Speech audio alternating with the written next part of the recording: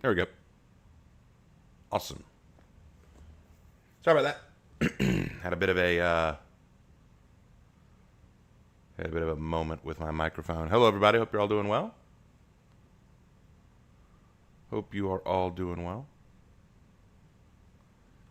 Gosh, it's been a while since we had a Warriors Den. Feels like it anyway. Sorry, it's a little early in the morning.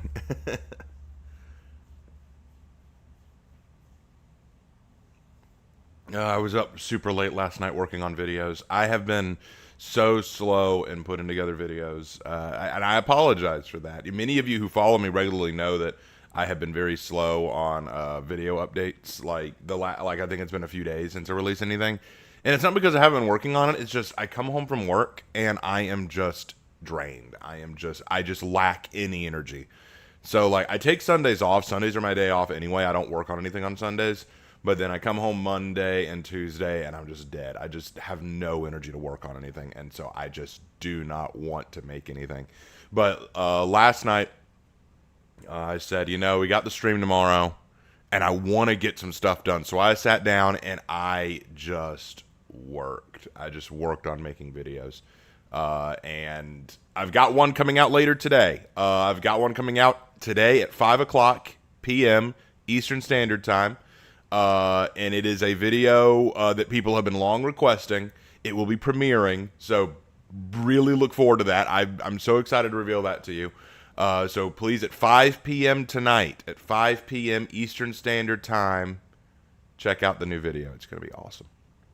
How are you, Raven? I'm doing okay, man. And could Azrael be as cold-hearted and ruthless as Asmodai in the Hunt for the Fallen? Yes and no, because here's the thing. Azrael is just as obsessed with hunting the Fallen as any of the other members of the Inner Circle. The difference is the depths they're willing to go. Asmodai has crossed lines that Azrael has had to really call him on. Like Asmodai once said that it was fine for an entire planet to burn as long as 2 of the Fallen on it were captured.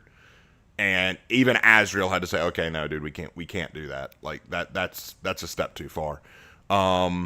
Azrael believes very firmly in hunting the Fallen. It is a very important goal of his. But Asmodai is overly obsessed. And part of it's because of his position. He's an interrogator chaplain, which means his job is not just to catch the Fallen. His job is to break them, to make them confess. So he has a much more vested interest. But, with the Lion being back, with Lionel Johnson being back, it is my belief, and if I'm corrected on this, if the Lord tells me otherwise, it is my belief that Lion is probably trying to curb some of that a little bit.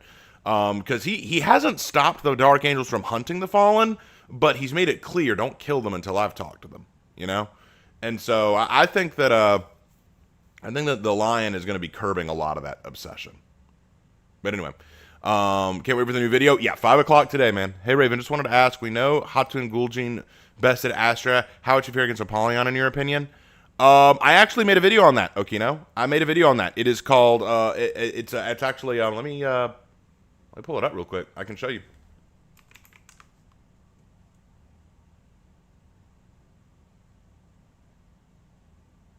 Pull this up real quick.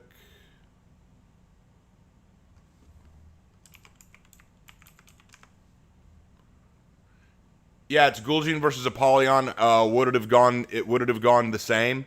Check out the video. It's 21 minutes, and I basically break down how Apollyon and Astria would have dealt with Gul'jin differently, and how Gul'jin would have had to have confronted Apollyon. So I think that you will find this interesting. So find Gul'jin versus Apollyon. In fact, I can even link that in the description if you want. Get a shareable link.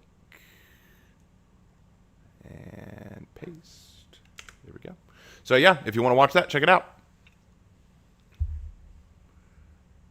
What are we yapping about? I'm lost. Oh, I'm sorry. I was asked a question about Warhammer 40k, and I was just answering that. I get asked a lot about Warhammer 40k stuff because it is something that I'm not a master of it. I'm not a lore master, but I'm knowledgeable on a lot of its subjects. And the Dark Angels especially, because they are my favorite legion. And I was asked about 2 characters in the Dark Angels, Azrael and Asmodai. And I was just explaining their outlook. It's okay. If you're not interested, I totally understand. But it was what I was asked about. Because I do talk about Warhammer sometimes.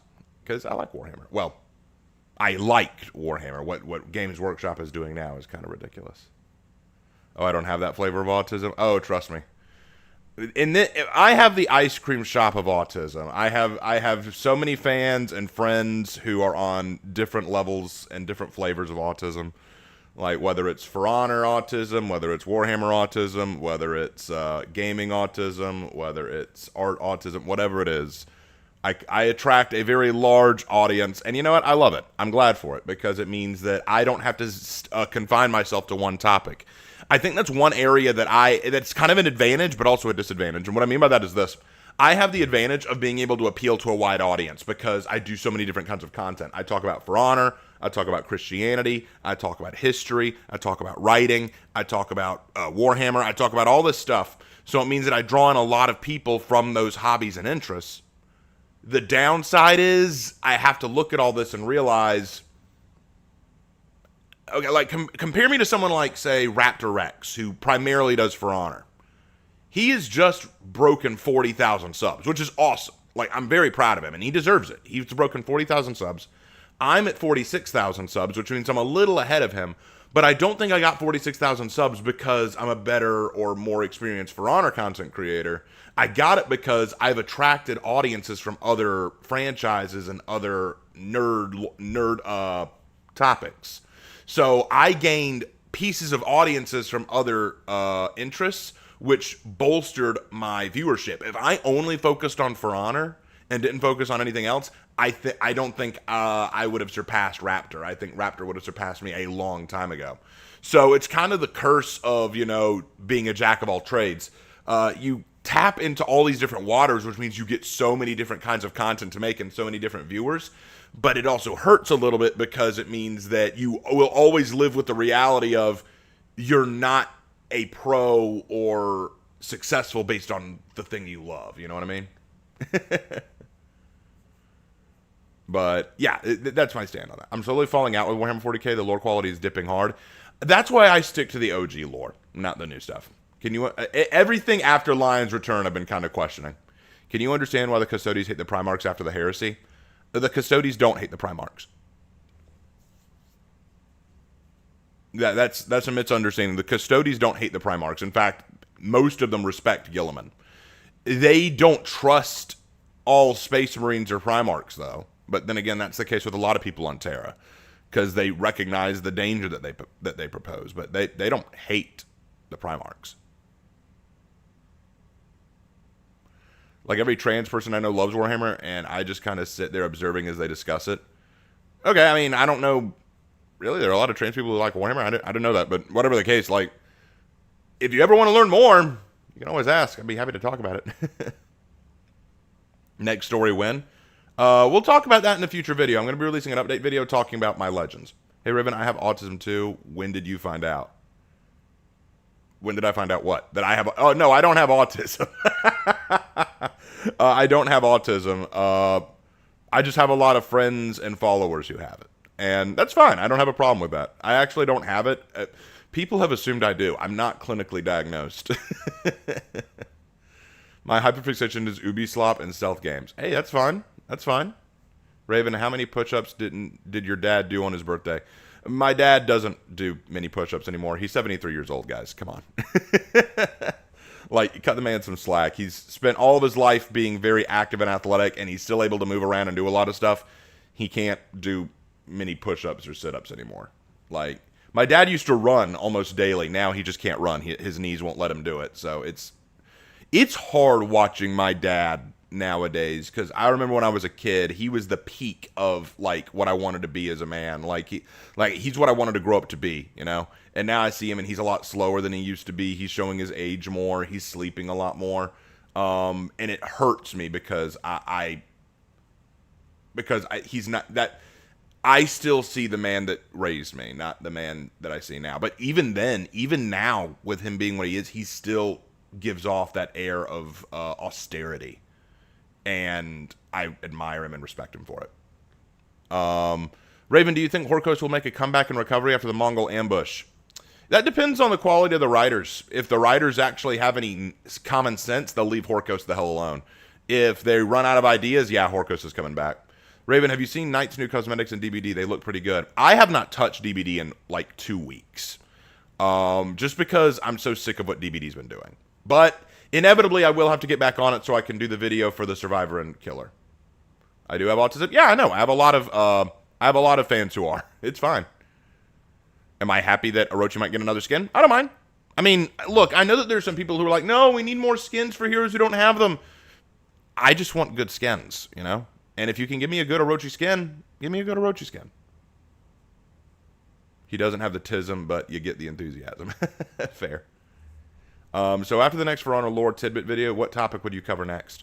The next For Honor Lore Tidbit video is going to be on the governments of Heathmore. Basically how each of the factions govern themselves. Like how the Knights government works, how the Vikings government works, how the Samurai government works. I'm not sure I'll talk about the Wulin just because they're not really a government. They're more vagabonds, but I could talk about the ideal way they govern themselves. After that, I don't know. I'll have to think about it. Same year my dad is Superman in my eyes. Yeah, dude, there's something about a good dad, you know? Dick Van Dyke is still pretty active despite being 99 going on 100. Dick Van Dyke is he's kind of in his own league, man. Finding out about my autism was a blessing. Was Angron betrayal justified? Angron's betrayal was understandable. I don't know if I'd say justified. Raven, I named my ship the Knight of Honor and Helldivers after you. Oh, thank you, man. I appreciate that. Palette density update was... Yeah, no, the palette density update was terrible. Like, what... They have done so much hurt to Dead by Daylight, and what I love about it is they said, "Oh, guys, this is going to be the year we fix Dead by Daylight." They've made it worse. They have actively made it worse. Is that not funny? Raven, do you think the hero skin is going to be from the Ubisoft, or a crossover skin? I think it's going to be from Ubisoft. I don't think they're going to do a crossover skin. Like they aren't doing any crossover events that I can think of. I think it's pretty clear they're going to do the Zoro Gumo event. You know.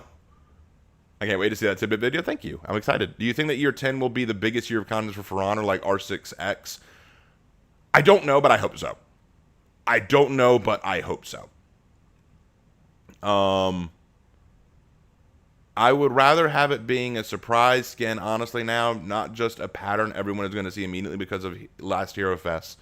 I don't know. I think it's kind of fun to kind of get a hint at who's going to get the hero skin because you don't know what the hero skin is going to be. You know, like you just know like, oh, it's going to be this hero, and then you can kind of speculate what it'll be. Like for example, like if they did a Hero Fest thing and the pattern said, oh, JJ is getting the next hero skin. Well, what kind of hero skin will JJ get? Will it be something supernatural? Will it be something more historically based? Will it be something based on one of my legends? You know. I have a difficult time with Warhammer. They have very interesting characters like Angron, and then they don't matter much in the wide story. Angron isn't even the main guy for Khorne.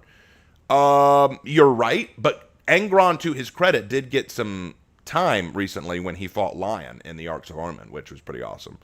My problem with Warhammer right now is they keep dropping big things like, oh, Lion came back. He's not really doing anything. Angron's returned. He's not really doing anything. Fulgrim just returned. He's not really doing anything. It's like they keep dropping all this stuff, but then don't do anything with it. So it's very clear that they're just trying to sell minis, sell models, and yeah, it's kind of obvious. Raven, what do you think about the upcoming Jorogumo event and Lady Saori's lore that leads to it? Also, thanks for celebrating Wexer's birthday when you did with Peacekeeper. Yeah, that was my pleasure. Wexer's a good friend, and I wanted to support her. And I was so honored when Havoc reached out to me and said, hey, man, would you like to join us? We're going to be doing Peacekeeper plays for Wexer. I said, yes, let's do it.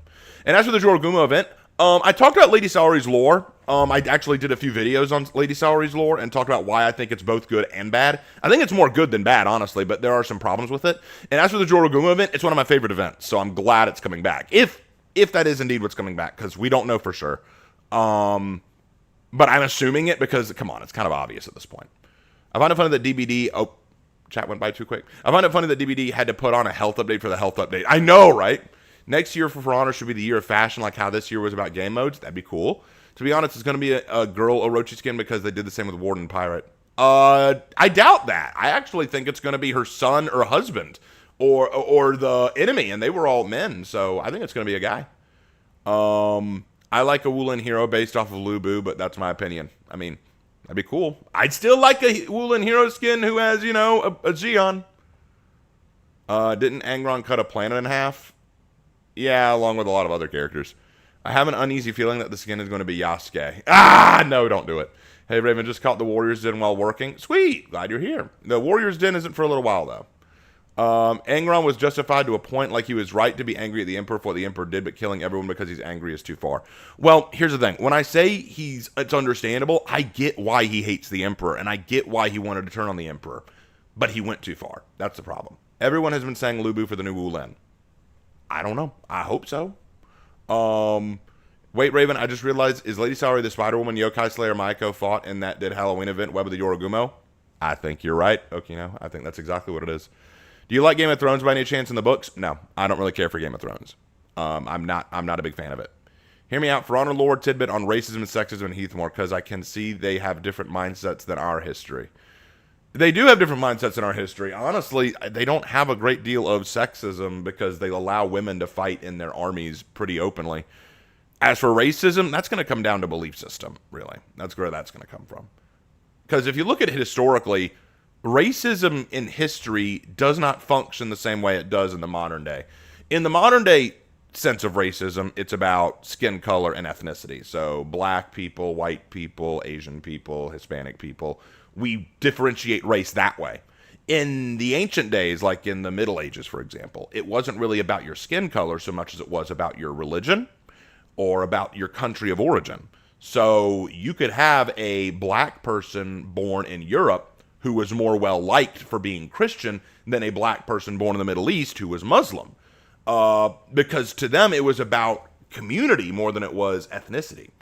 Not to say that there wasn't like differentiation, because you could tell a lot, because quite often you would look at that and say, oh, this person is black. Therefore, we can assume he is from this part of the world, and we can assume he follows this belief system, and until proved otherwise, that's the way they're going to often look at it.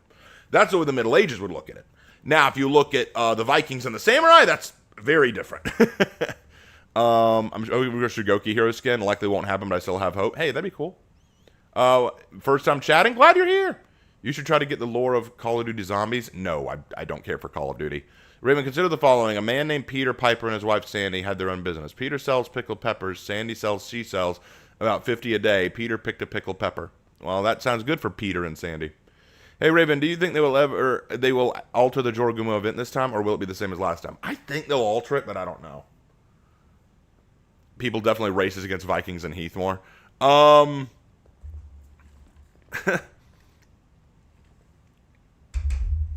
I think that everyone's racist against each other in Heathmore. You're a samurai, we hate you. You're a knight, we hate you. You're a Viking, we hate you. It's everyone's racist against each other. Personally, Raven, after reading through a lot of lore and watching your videos, I hate how Ubisoft mishandles the knights, especially with the introduction to Virtuosa. They should hire you to write. That's very kind of you to say. I don't know if I'm worthy of such an honor. I don't know if I would be able to do better.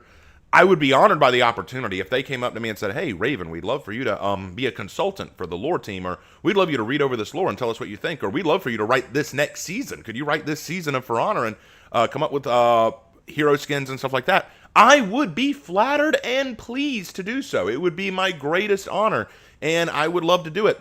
I don't think they ever will, but it would be my honor to do it. It would be my honor to do it.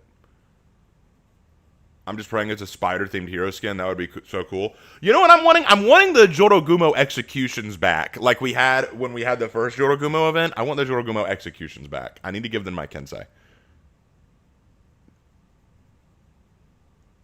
Tell that to Chimera and Horkos kind of ended racism, to be fair. Not really. Not really. Because Chimera and Horkos didn't control all of Heathmore, and there was still going to be some racist proclivities, but, I mean, I get what you're saying, but in terms of racism as it's understood historically, yes. I'd like to see some new helmet models, yes. Ubisoft should at least hire a freelance writer. I mean, I don't think the writing team is terrible, I just think that they make poor decisions. People just chill with each other now after all that. Kinda. And she sells by the seashore. Would they be making equal income? I don't know. How much do they go for? Which map do you think they will revamp for Dominion in Season 4? They'll be themed Wulin Marketplace. Seems like a good choice. I would like a revamped Samurai Marketplace. That'd be cool. Yorm's noises are the funniest in game. They are, kind of. I don't think racism can be that easy. No. I hope it's Kyoshin that gets the hero skin or Shugoki. Who knows, man? Will you or Luck play 40k Dark Heresy when it comes out? It plays like Rogue Trader. Probably not. I'm not that interested. More to say, Ubisoft just wrote the concept of racism within the world from the story as a center point. Well, Ubisoft has done its best to avoid racism in the game, or at least racism as we understand it. Like, they had plenty of opportunities to dip into it, and they didn't. I'm not saying they should have. I'm just saying the opportunities they had, they didn't take. Can you make a video about Richard the First in history? You could do, like, a Warriors of History, but, like, the best Warriors history like Musashi. I could try, if you want me to talk about Richard. I mean, I could definitely give that a shot. But I've got a lot of projects I need to finish now. A spider-themed Shugoku would be insane, like a Shugoki infested with spiders that might have caused Lady Saori to become the Jorogumo. I'd like them to explain how Lady Saori became the Jorogumo, because based on my research on yokai, that's not really how you become a Jorogumo. Usually a Jorogumo is a spider, usually a Joro spider, who has lived for 400 years and thus gained the magical power to take on a female form. So I wonder how Saori suddenly became a Jorogumo. Who knows? How long until Warriors Den? We got 73 minutes, a little over an hour. But hey, y'all are happy to be here with me, right? They mentioned in Daily Lore that Katsuo and his soldiers heard the same noises and seen the darkness like Lady Saori has, so that's why my guess is still going to be Katsuo. Hey, it could be. It could be. I just think it's pretty safe to say it's an Orochi hero skin. I bet the hero skin would be for Hito. Why not? I don't know. Hito hasn't been mentioned at all in the lore, so I don't know. Maybe. It's going to be a samurai hero skin. That's all we know for sure. That's all we know for sure. It's going to be samurai.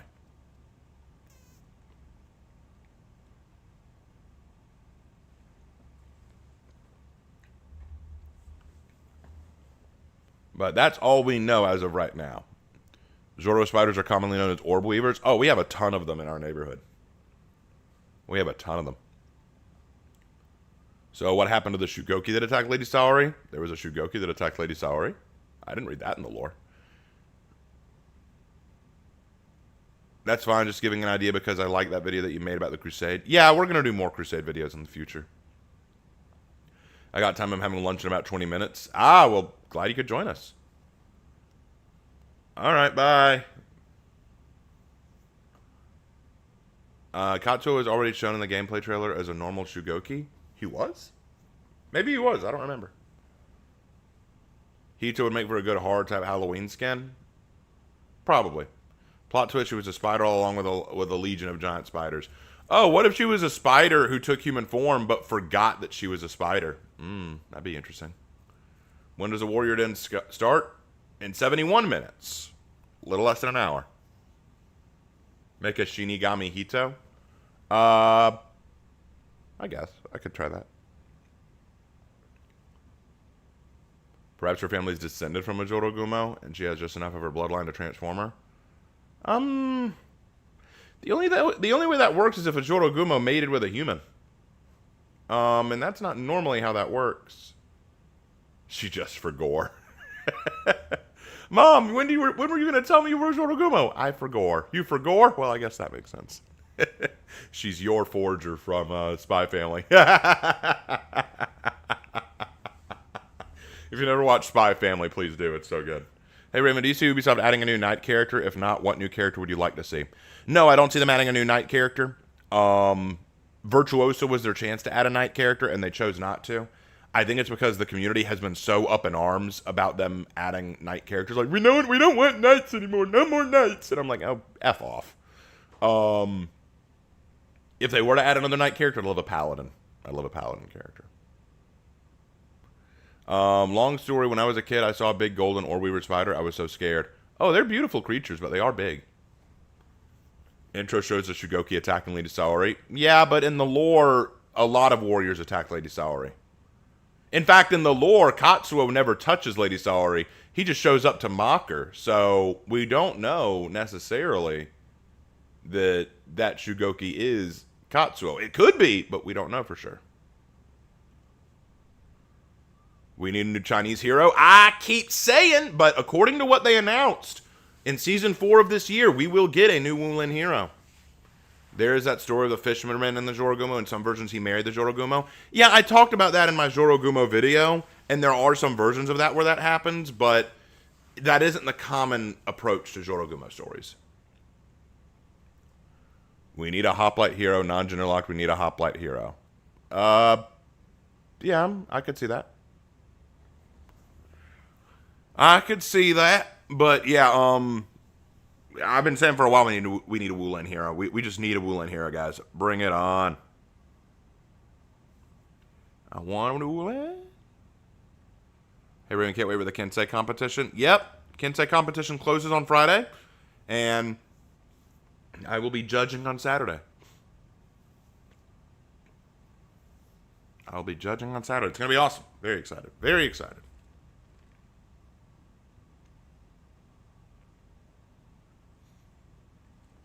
I thought Lady Saori's number 2 was a Shugoki. I don't think they ever said what her number 2 was. A Wulin hero with a crescent halberd like a Lubu would be awesome. That would kind of be sick, not going to lie. Part of me, is there a Warriors in today? I don't see it on the October roadmap. Yeah, that's because they forgot to add it to the roadmap. But if you look here, yeah, it's right here. It'll be starting in 68 minutes.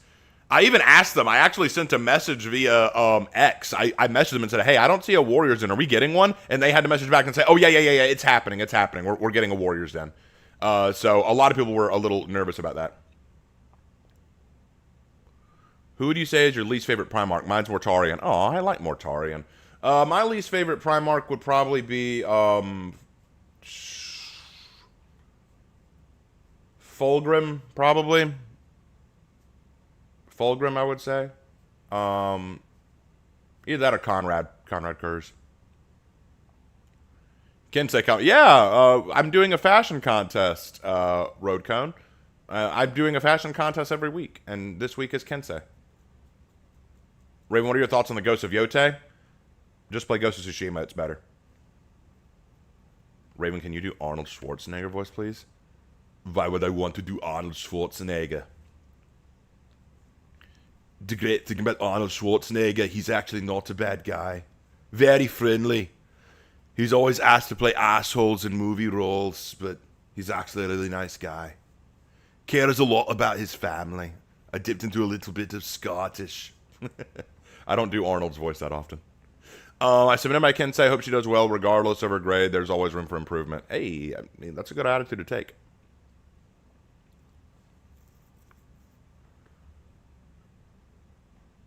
Man, what is that ugly-ass AI image? Oh, you don't like it? I made it just for you, dude. It's just for you, man.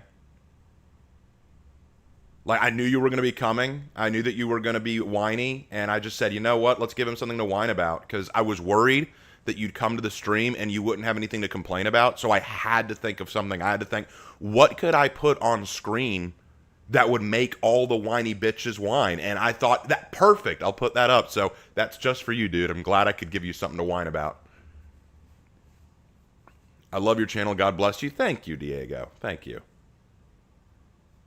How do you get into the fashion contest? I have a Discord server that you can join. The Discord server is free to join. There's no like thing that you have to go through. And you just follow the rules and submit your character. Might play For Honor later after work now and play JJ due to his smoothness. I love JJ, man. I love JJ. He's so awesome.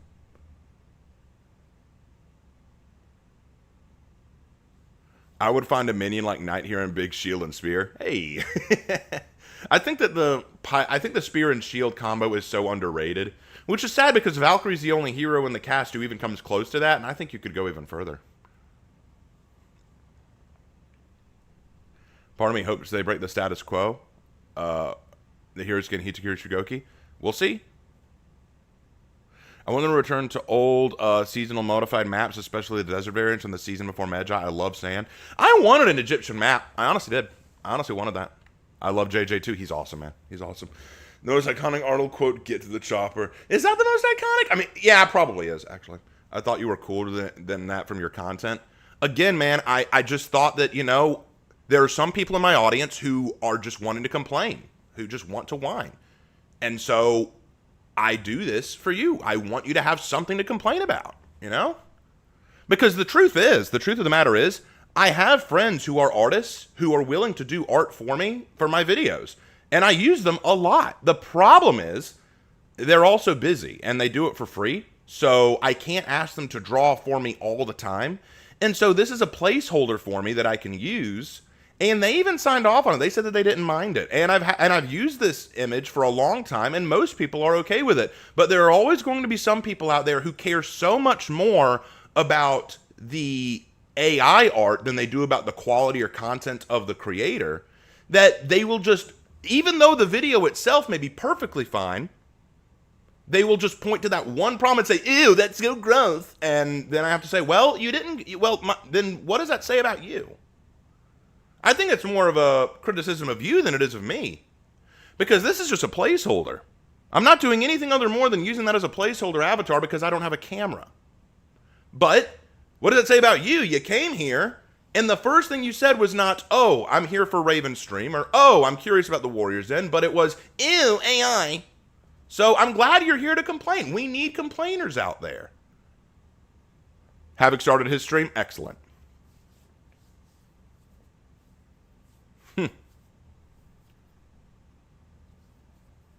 Do you play with fans? Sometimes, yeah. Raven Knight, if you had to join a Trader Legion, which would it be? None. I don't like the Trader Legions. Raven, how would a paladin be different from a Black Prior or a Conqueror? Weapon. I would give him a long mace and a shield.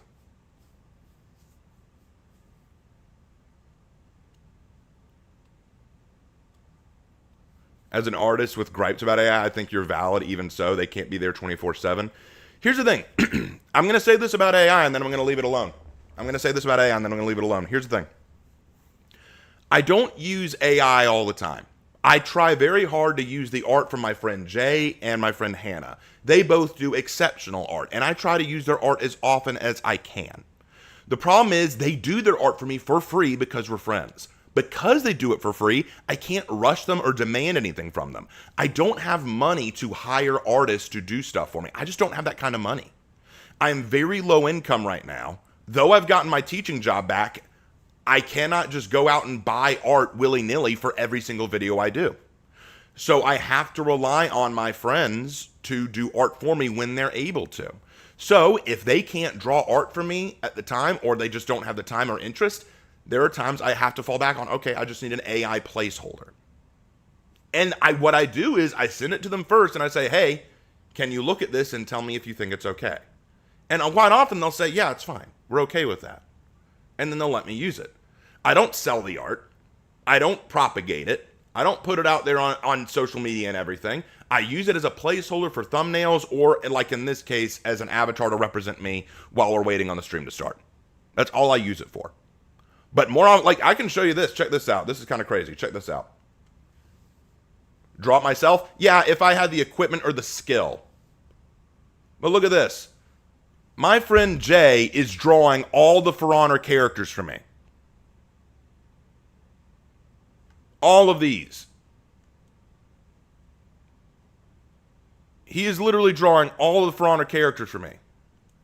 Highlander, Kensei, Lawbringer, Medjai, Nobushi, Nucha, Ocelot, Peacekeeper, Pirate, Raider, Shaolin, Shugoki, Tiandi, Warden.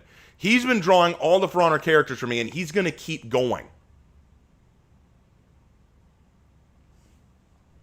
I do look to other artists, but they can't draw for me all the time. So sometimes I rely on an avatar placeholder. And if that is something that bothers you, if you get that upset about it, then clearly you care less about the quality of my creations, you care less about that and more about you, AI. And that shows me your priorities, not mine.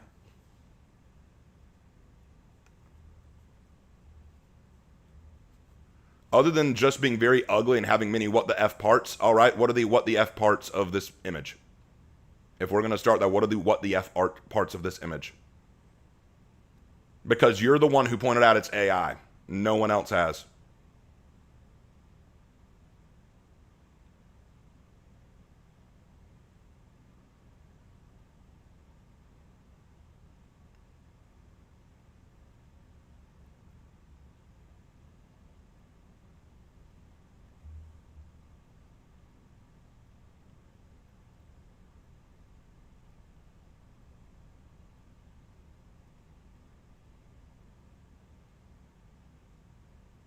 But you know what? Fine. All right.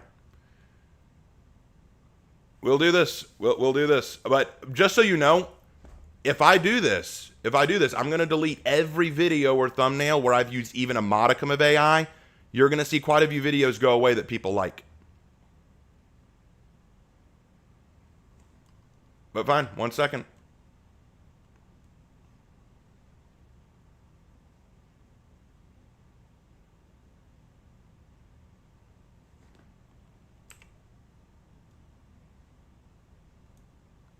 All right.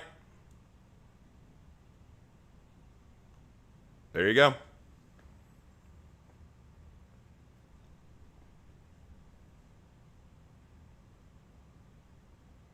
Hey, thank you for the donation, bro. Just missed that. I'm sorry.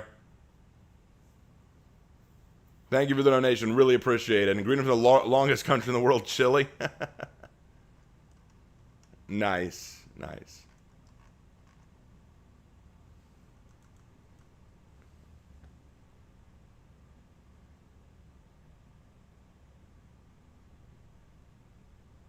What's up, Senk? How you doing?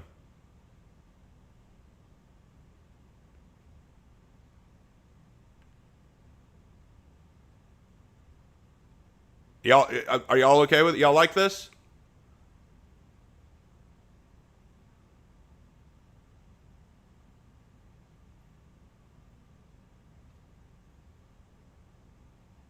Peak, right? I love this.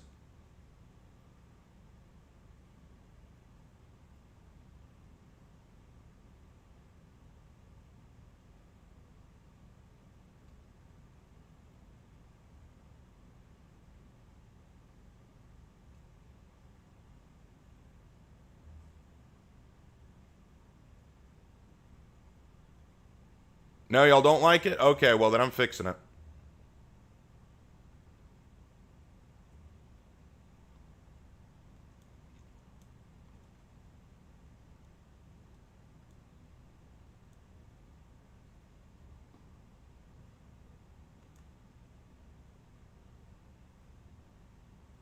There.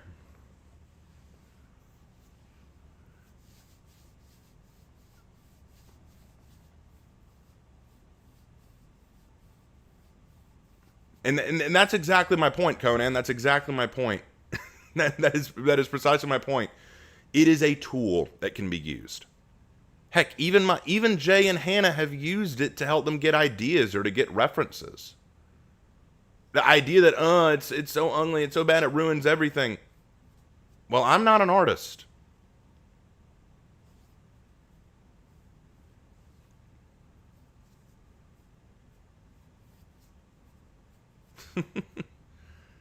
I think that this is what bothers me about it. This is what bothers me about it. If you really do hate AI that much, I'm the wrong person to bitch to. I'm the wrong person to bitch to. I don't sell AI art. I don't propagate it. I use it as a placeholder. I use it to give design ideas. Those are the only two times I use AI art. But coming to me and saying, you're better than this. I can't draw. I can't draw, guys. I go to my two artist friends to get art. And when they can't draw something for me or they're too busy to do it, I need a placeholder.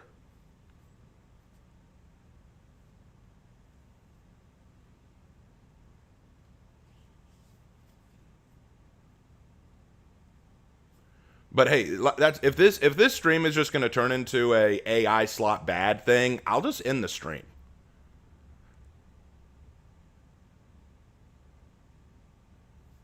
Because if y'all would prefer that, I can just end the stream.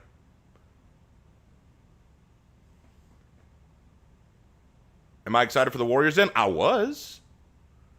I was excited for it.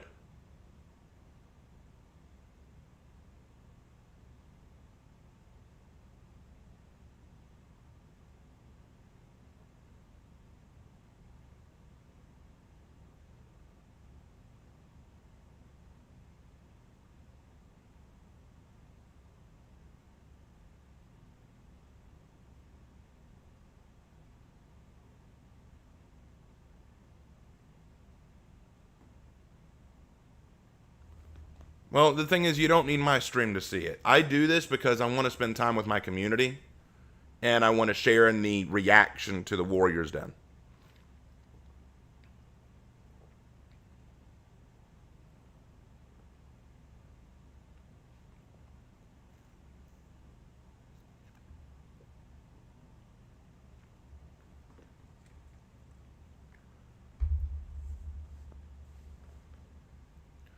What sort of balance changes are you looking to see? Honestly, I don't know. I'm not a balance guru. I don't know all that stuff like some others do.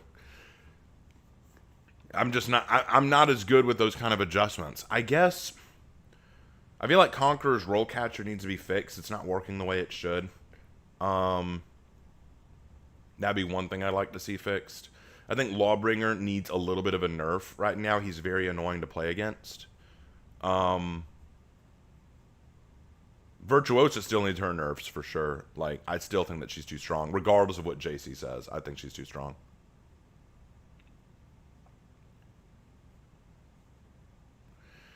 And I do apologize, guys. I know that if I'm being 100% with you, I don't mean to let my temper get away from me, but trust me, I didn't realize this when I got back into teaching, but my patience has worn so thin because of those kids.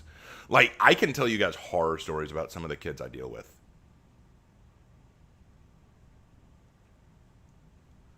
Here, I'll here. Tell you what, man. I'll fix the problem. I'll fix the problem.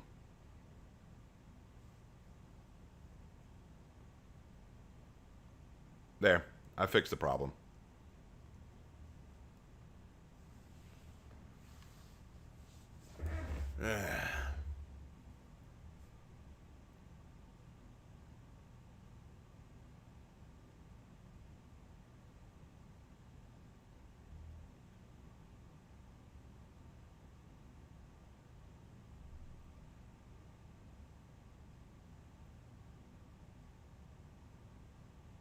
You're a teacher? Yeah, I teach English.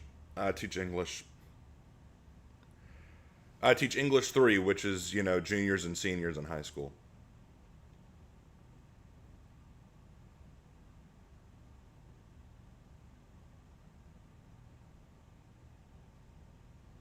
No, I mean it was all right, but now I'm just kind of frustrated. Now I'm just kind of frustrated because it's so meaningless at the end of the day. It's so meaningless. Have you ever streamed with a webcam? Um, I have a webcam, but it's really shit and it barely works half the time. And so I need to get a better one, but again, I don't have money. Like, goddamn, it's one of those things where it's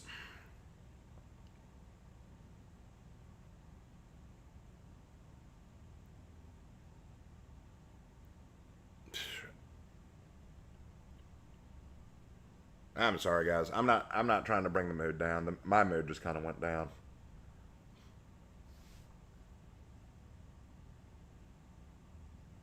The U.S. school system needs a reboot. God bless you for being a teacher. You're not kidding. You're not kidding.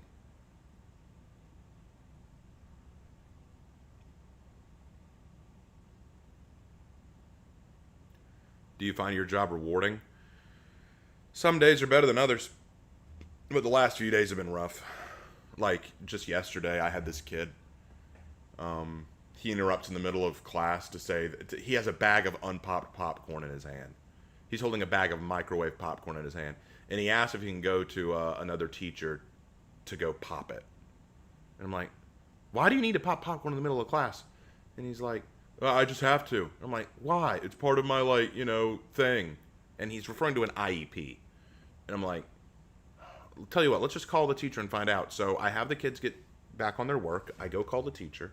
And I tell him what's going on. He said, I don't know why he wants to come to me. I don't have a microwave. So I'm like, well, that settles the matter.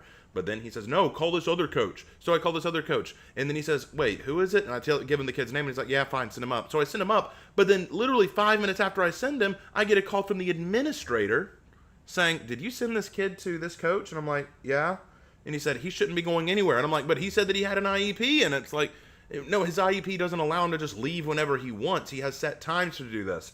And I'm like, oh, okay. And so I'm like, well, when he shows up, send him back and I'll send him to your office. And he goes, sure. He doesn't show up for 30 minutes. And then I have to send him to the office. And,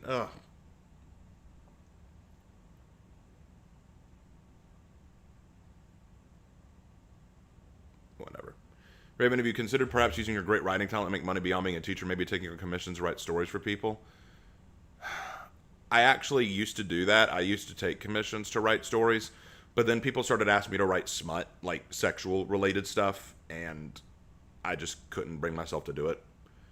Like, I had to set my standard somewhere, and I just refused to write smut. I refused to write sexually related stuff.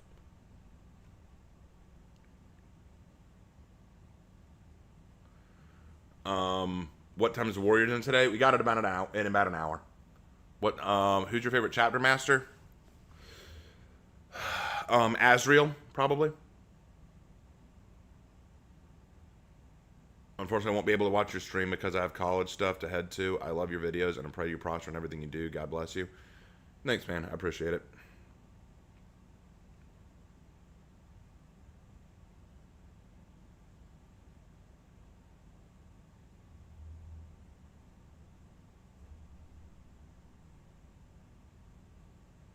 How long do you think that archaeology today will become paleontology in the future? No idea. It's a good question.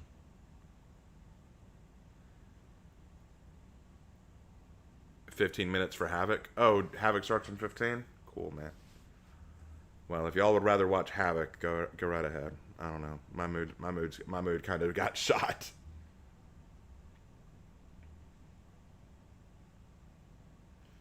Man, I hated English class not because of the teacher, the subject. It was the other students constant complaining about not watching movies instead of reading books.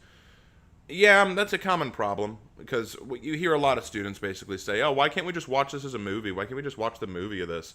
Because this is an English class, you need to learn basic reading skills. You don't mind me asking, how do you think the Hatun part of the lore will end, in your opinion? They'll fail. Because the Hatu, if we're looking at this objectively, the Mongolian invasion isn't going to work in Heathmore the way you think it does. It'll take too long, too much resources will be required, and they'll have a hard time controlling everything. What happened? Did someone say something bad? Yeah, just... Normally I wouldn't care too much, but after dealing with a very rough week last week and the last 2 days at work, my patience is worn thin. And I just don't have time for it. I'll probably just have Lark stream tonight. I'll just say, Lark, can you stream for me tonight? Because I'm just not in the mood.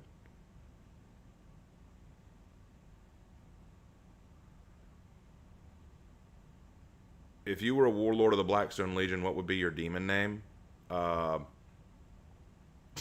Asmodai. Sure. Probably Asmodai. It's good that you got your standards. I respect. I have to maintain I have to maintain some standard. Hey, what's up, a break and run? Keep pushing, remember you're doing all you can do. Don't let the negativity ruin your day. I don't know, man. I'm just tired of it. Because it's so pointless. In your opinion, what was the greatest medieval artillery weapon ever made? A trebuchet, probably. And English talks we read and watched the Beowulf story. There are very few good Beowulf movies, so I hope you picked a good one. Raven, I watched a reel from Instagram and it basically said how school hasn't changed and it's hindering us and making us a simple cog in a machine. What are your thoughts?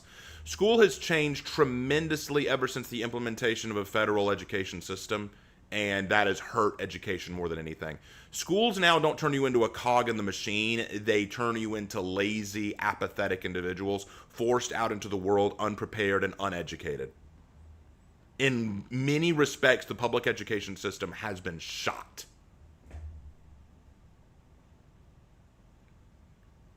Hey, that's good, Dale. I'm sorry you've had a rough week, Raven. I'll be here for you. It's fine. I wasn't even going to bring it up, but it's just affecting. Holding his Asmodai. He's not Asmodai anymore. I'll take it. Have you played Ghost of Yotei? I have no desire to play Ghost of Yotei. I have none. And it's not just because of the political controversy. It's because the game does not look all that fun to me. Well, everyone, I'll be chilling if you want to chat. You know where. Absolutely break. Maybe later. After I'm done with the stream today, I've got to work on a few things and get ready because I'm going right back to work later this week. So, I don't know.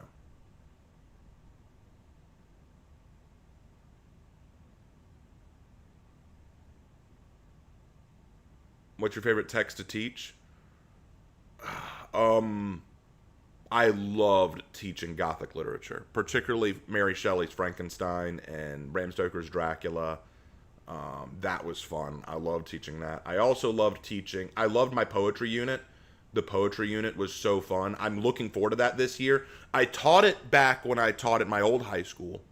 And that was so much fun. Poetry can be so much fun to go through. But in terms of just books, Mary Shelley's Frankenstein's fun. I also loved going through Macbeth. That was good too.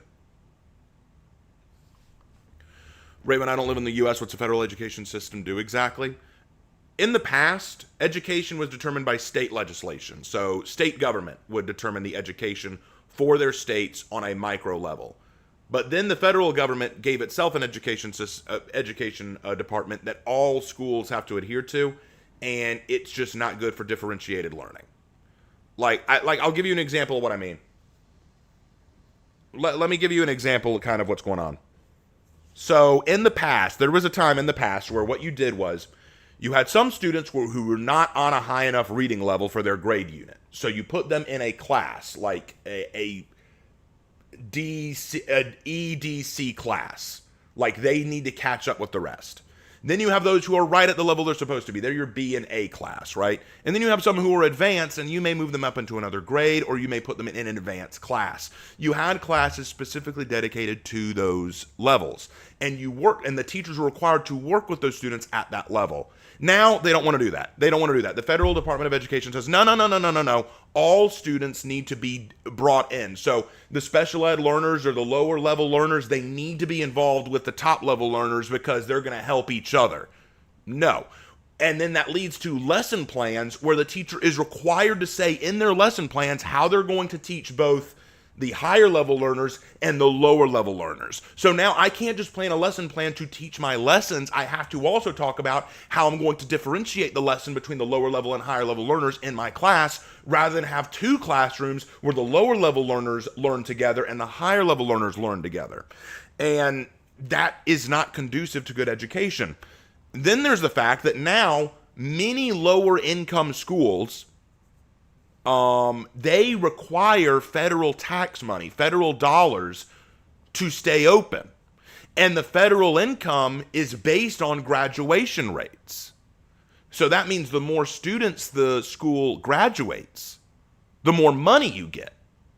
So they will force students out the door and graduate students who are not ready just to get that money. And I know this because my last year teaching at my old high school, I had 3 students who were going to fail. They were going to fail. They did not have a high enough grade. But I got an email from the administration saying, hey, you need to bump up their grades to this. And I'm like, that seems weird to me, but okay, I'll bump it up. And whenever you change someone's grades artificially, you have to put a reason. So I put in the reason I was asked to by administration. They emailed me back and said, you can't put that as the reason. I said, okay, what is the reason? They said, pick whatever you want. Extra credit, like they made up a test. And I'm like, but they didn't. And that's when they explained, well, we need them to graduate to meet our quota for this year. What? So you're going to graduate students who are clearly not ready just to make the amount of money you need to. So, it's ridiculous. Think you'll be playing anything before the Den? No. I never do, and the reason why is because I play everything on PlayStation, and I'm streaming from my PC. So I cannot pull up a game on PC and play it like Havoc or some of the others do because I'm just not cool enough.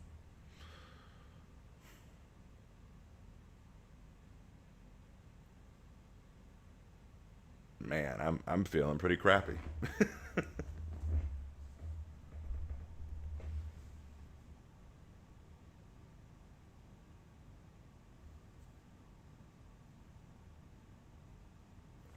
I can't play games to pass the time with you guys, and I use AI placeholder art. Well, it's a good thing I'm not doing many more of these Warriors Den streams because I didn't want to announce this here. I was going to announce it later, but might as well. I don't know how many more Warriors Den streams I'm going to be able to do. See, I was lucky to get today off to do a Warriors Den stream, but as teaching goes faster, like as things kick into higher gear, I won't be able to take days off as often. And so when Warriors Den streams show up, I won't be able to just say, "Hey, I'm taking this day off to do a Warriors Den." So this may be one of the last Warriors Den streams I do. What are you hoping for from the stream? New hero skin, new game mode temporarily, some balancing updates.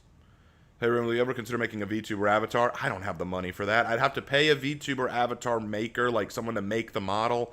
Then I'd have to get a green screen background. Then I'd have to get a camera. Then it's too much money and too much time. I don't have that.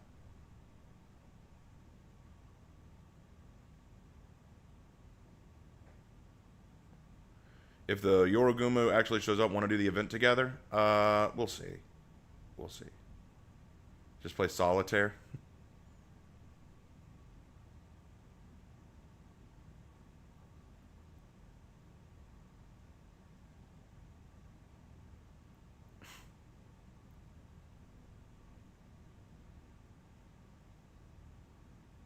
Well, I was gonna read chat, but all right.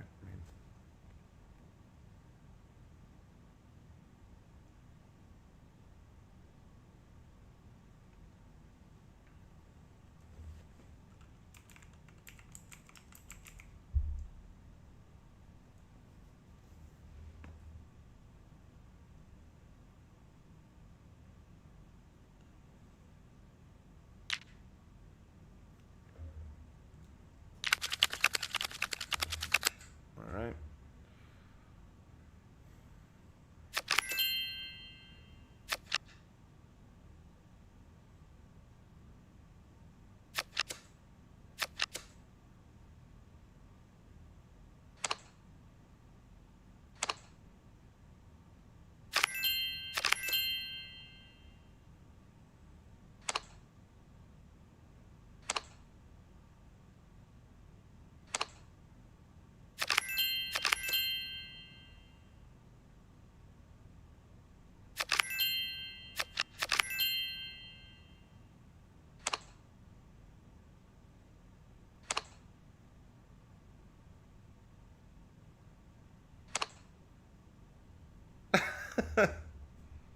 Thanks, Havoc.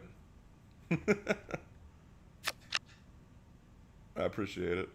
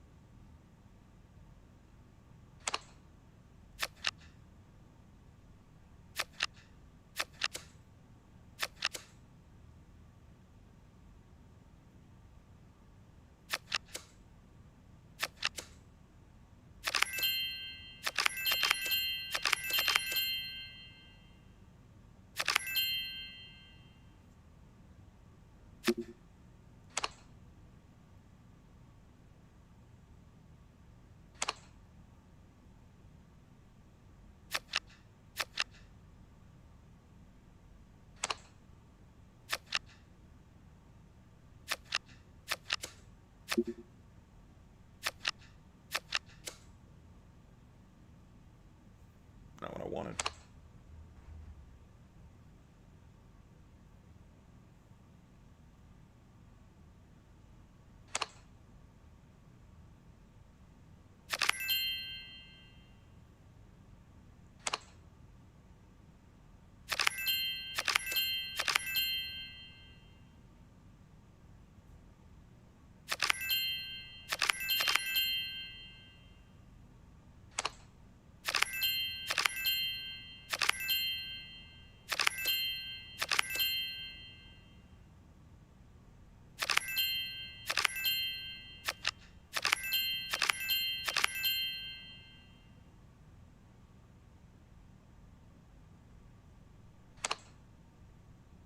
Ah, shoot.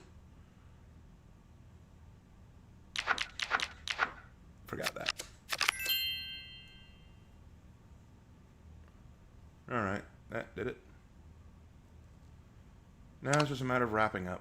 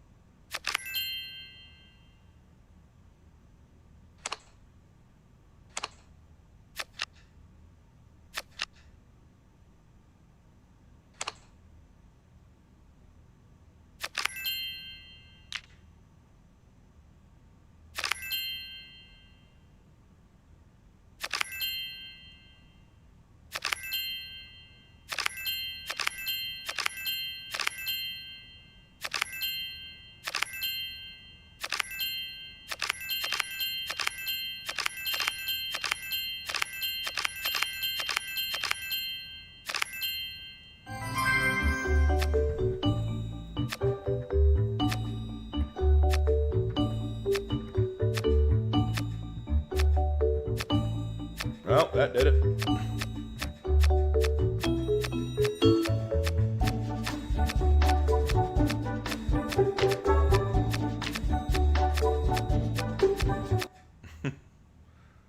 Oh, that was everything you were looking for.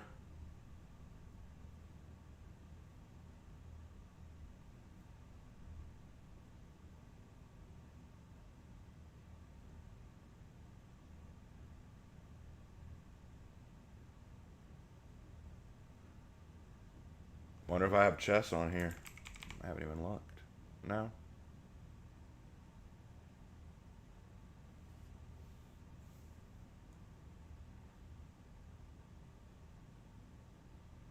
Sure, why not?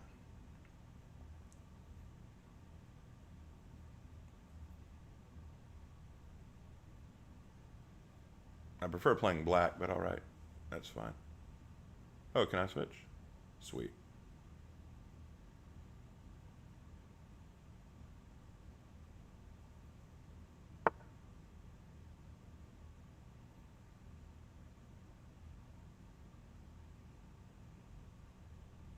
This is a bot, right? I would hope so. Alright.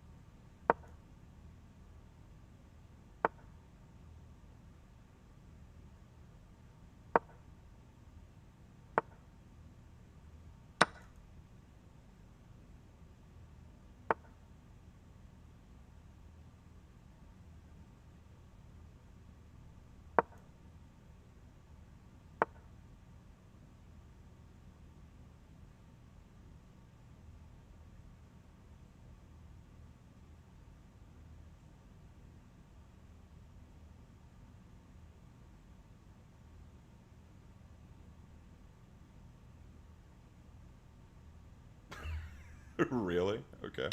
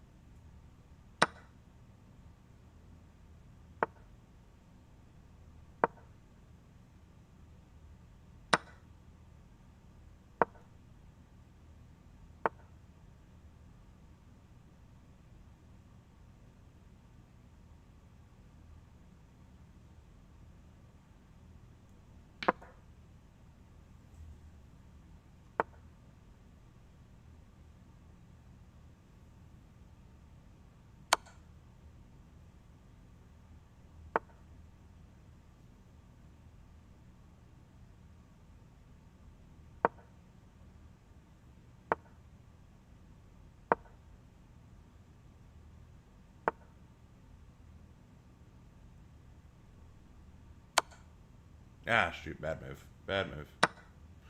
My fault. That was a bad move.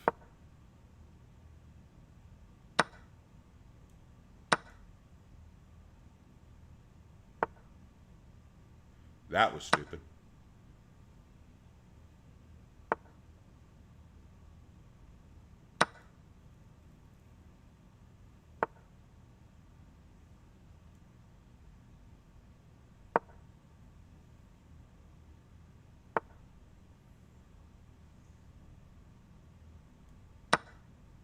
It's over. Oh, this is one of those games where it keeps going until you checkmate. Oh, well, I won. When you're down to just your king and I have that many pieces left, it's over. All right. That was fun. All right. Well, that was fun to pass the time. How much time we got left? We got about 30 minutes. Got about 30 minutes.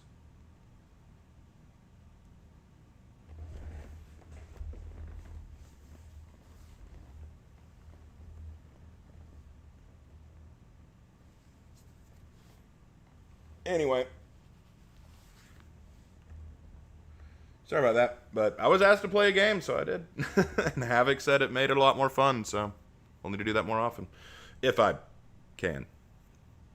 Because like I said, I don't know how many more Warriors and streams like this I'll be able to do.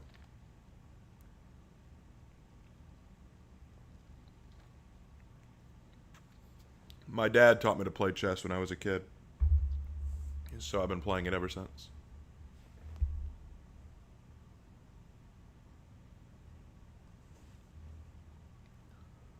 So you can't play it and then pass the time like your computer can't handle it? First of all, this is a brand new computer because my old one busted. And I'm mostly just using it to make videos and to do schoolwork. I'm worried about putting a lot of games on it and causing problems. And second, I'm just not used to playing on a PC. I'm used to playing on PlayStation. So that's where I always play. So that's how that works. Favorite medieval weapon? Halberd.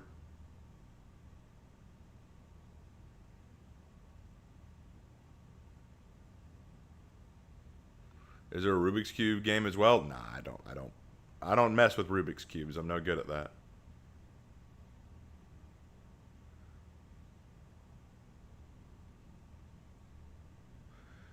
Yeah. I'm sorry that my mood went downhill.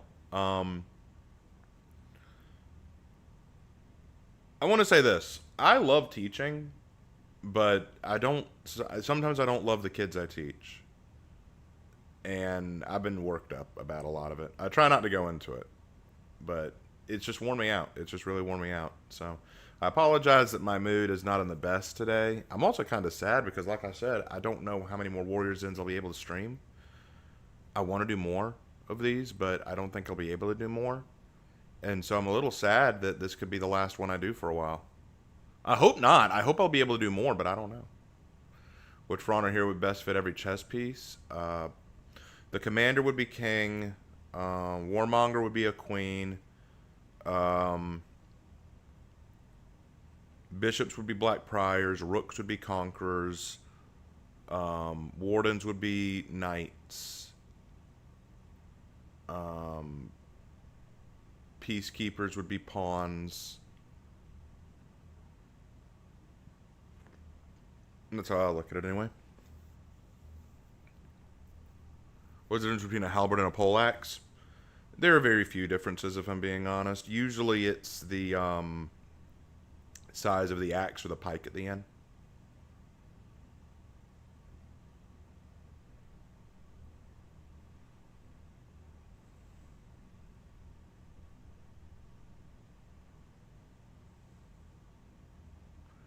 You're teaching to a father of three. I'm not even a father. I'm not married, and I do not have a girlfriend.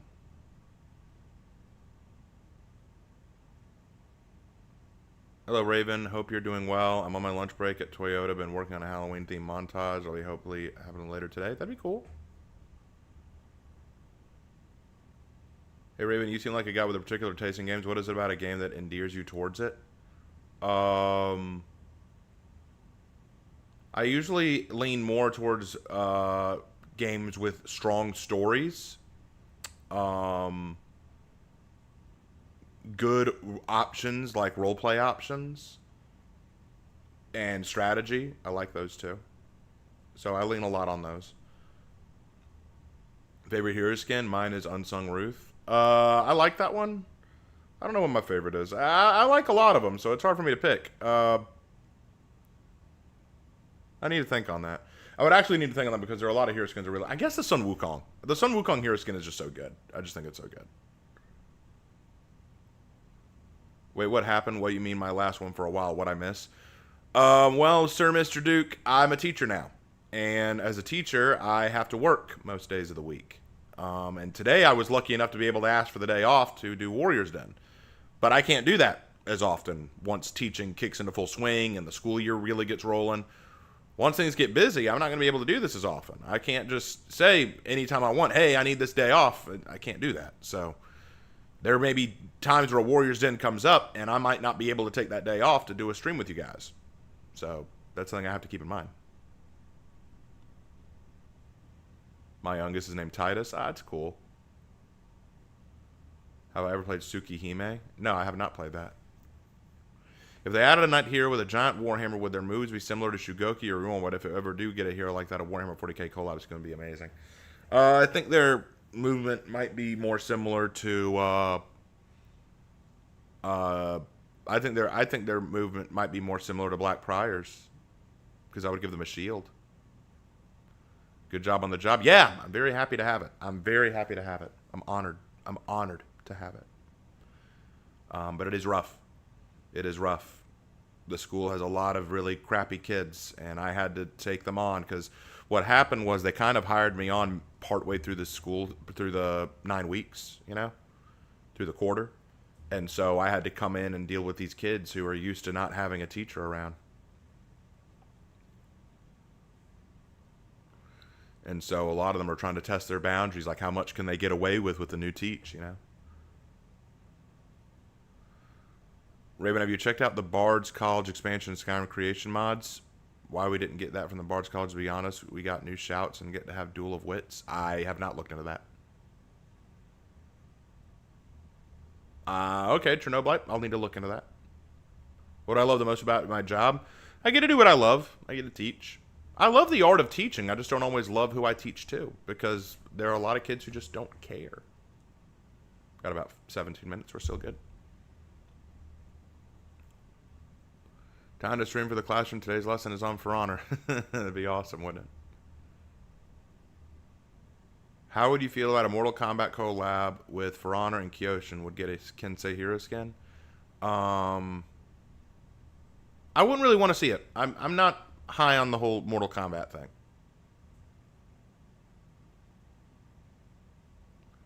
It would be cool if we got a hero that's based on Wu Zetian that has a vampiric evil mistress vibe. Yeah, it'd be neat. I mean, I'd be down for that. That'd be kind of cool.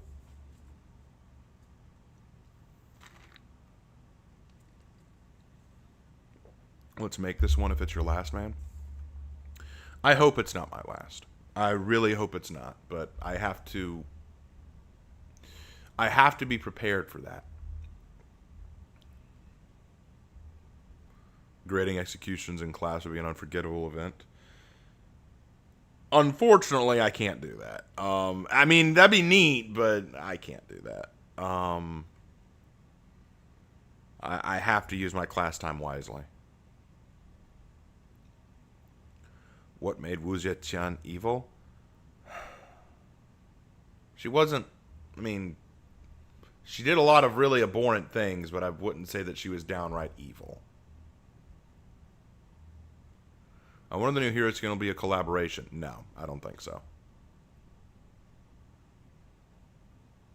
Hey, Raven, what's your opinion on the My Hero Academia final season show? I fell off with My Hero Academia a while ago, so I'm not all that interested. How about a Lord of the Rings collab with For Honor? I'd be down for that. Hey, Raven, there is 23 days until Where Winds Meet is released. I played the beta, and it was amazing. The story's very good, and the gameplay is super fun. I posted some gameplay on the Discord. I'll take a look. When's the Warriors Den? In 15 minutes. We got 15 minutes until the Warriors Den starts.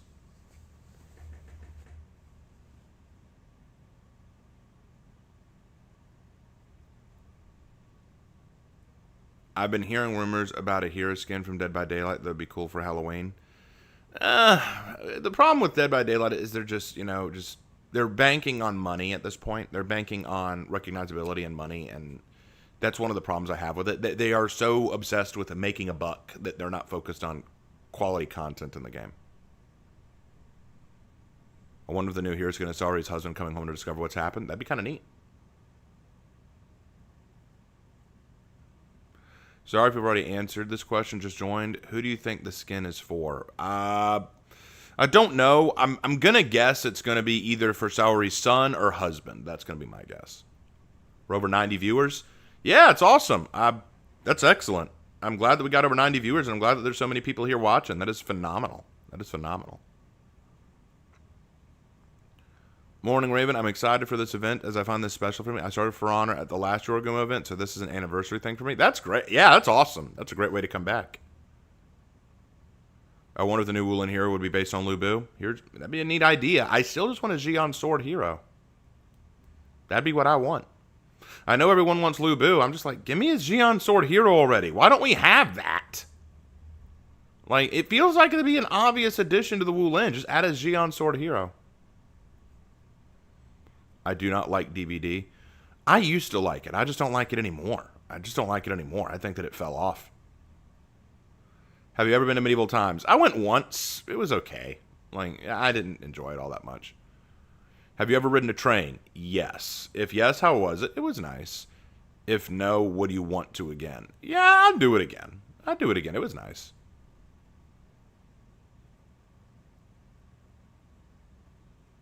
$96 viewers. You need to play more chess often, Raven. Actually, I glanced at my viewership. Before I went to play chess and solitaire, I was over 100 viewers. Then when I went to play chess and solitaire, it dropped to 60 viewers. Now it's just climbing back up. If the Viking faction traveled east to pillage Woolen, how well do you think the Vikings would do? Historically speaking, not well. Here's a pearl of wisdom from George R. R. Martin. When you tear out a man's tongue, you are not calling out them as a liar. You're only showing that you fear what he might say. You know what? I will take George R. R. Martin seriously when he actually decides to finish his dang book series.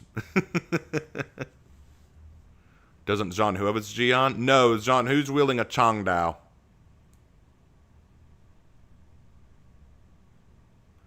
Do I think that For Honor is in a good place right now? It is in a better place now than it has been in a very long time. Raven, do you F with Space King? No. In fact, I made my Nobuchi and Nekomata in disguise as I like the feel of yokai and Japanese mythology, so when this season started, I was excited. Oh, yeah. I get that. Lu Bu win? Don't know, man. Who knows? Maybe next season. Maybe next season we'll get it. But right now, I just want a Xion hero. I'm betting that after this year, there's going to make Woolen's hero and release them like the Harbinger heroes and call the year Heaven's Mandate. That'd be neat. I'd be behind that. I just came back to For Honor after a 3-year break, and I'm in love with it. Great, man. I'm glad that so many people are coming back to the game. It's so awesome. Chinese sounds so funny to me. I think Chinese sounds beautiful. I had a girlfriend who was Chinese. She was a sweetheart. What about a Zhao Yun-based Woolen hero? Zhao Yun. Who do you mean?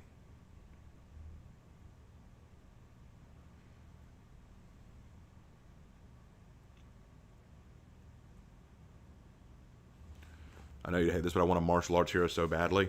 We don't need it. That's the thing. We don't need a bare-handed hero. I think that's silly in this game. What do you think on a Viking character that uses a sword and axe combo? Sure, we go with it. They're running out of weapon ideas for him anyway. Might as well go there.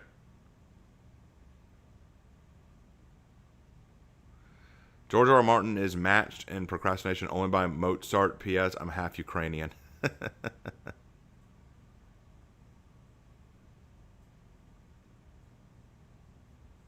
Zhao Yun was another popular figure in Romance of the Three Kingdoms, known for heroism and utilizing the spear. Oh, I thought you were referring to Zhao Yun from Assassin's Creed Embers. Or was it Xiao Jun? I forget. I forget now. I don't know. I don't know. Yeah, if you want a barehanded hero, just play another fighting game. Yeah, literally. You got Street Fighter. You got Mortal Kombat. We don't need another. Martial arts with nunchucks? Oh, ew. Nunchucks. Nunchucks. What a joke of a weapon. All right, we got 9 minutes. We're close, guys. We're close.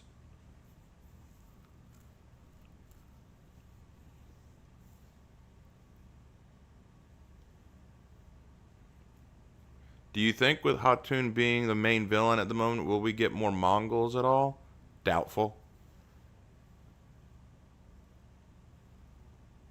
How are you going to parry a punch without cutting an arm off? I'm sure they'd give them Vam braces or something like what Shaolin has.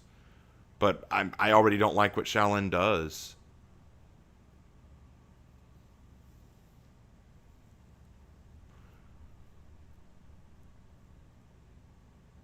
Also, what is Tonfa hero? A Tonfa is a martial arts weapon that, to me, is not that useful.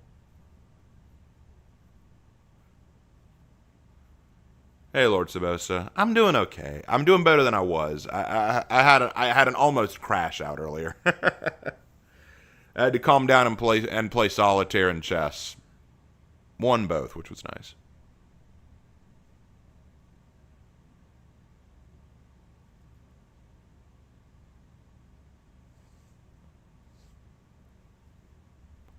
What do you think about a knight here with a two-handed flail, like more of a pole arm? I don't know. I don't know about that.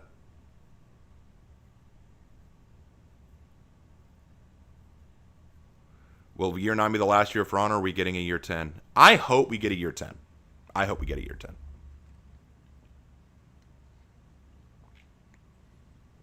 Mm.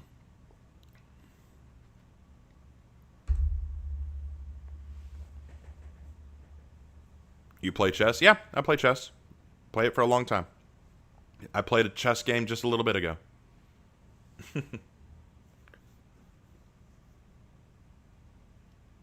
Are the punch daggers the name of the weapon, or is there another name? I think they're called Qatar.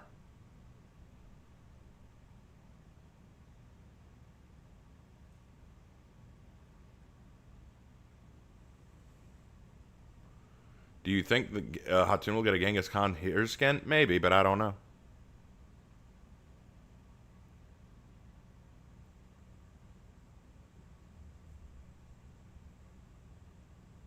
Well, here's the thing. We've got a. This game has so many players that I think it would be silly not to have a year 10. This game has grown so much and so fast. Do you like the music emotes in For Honor? I only use a few of them. I don't use a lot of them. I've used the harp one. I've used the flute. I've used the shamisen. I haven't used a lot of the others.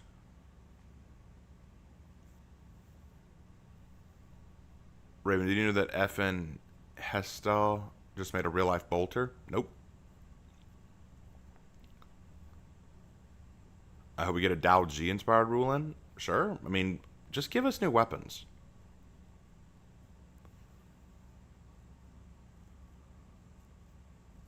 Is there going to be no more Outlanders? I don't know the future of the Outlanders. I do not know. Which historical figure besides Jesus inspired you with a quote from me? What was the Genghis Khan quote? Richard III is an inspiration. Genghis Khan. Vlad Tepes. Ronald Reagan. Teddy Roosevelt.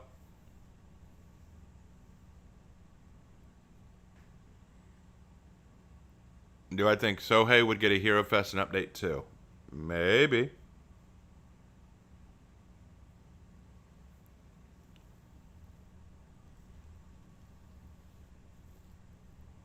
What does a Xion sword look like? Atla, have you ever watched Mulan? It's the sword Mulan has. I'll pull up a picture. 1 second.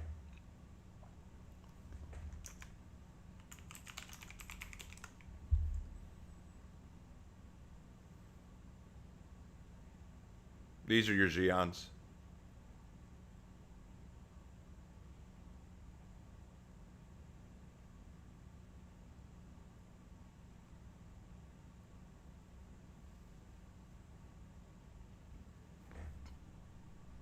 It baffles me that these have not been used for the Wulin. It absolutely baffles me.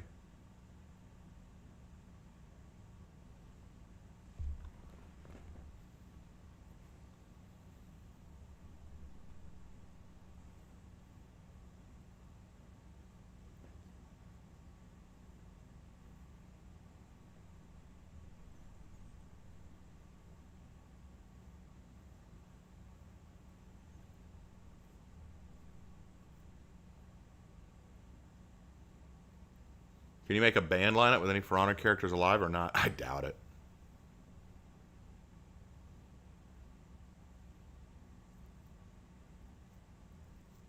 We're at 102 now. Nice. We keep going up and down, but hey, you know what? I'm happy to have over 100 viewers right now. I'm so happy to have over 100 viewers. Thank you all for being here. Really, I'm glad you're all here. Raven, what would you think if Highlander got a William Wallace hero skin? Cool. I'd be down for that. Perennial White Strike? Nope, never heard of him. What are your thoughts of an idea of a character that has a pickaxe as a weapon or a war pick? Nah. I don't need that. Mulan, one of my earliest crushes as a kid. No joke. That's a base take. That's a base take.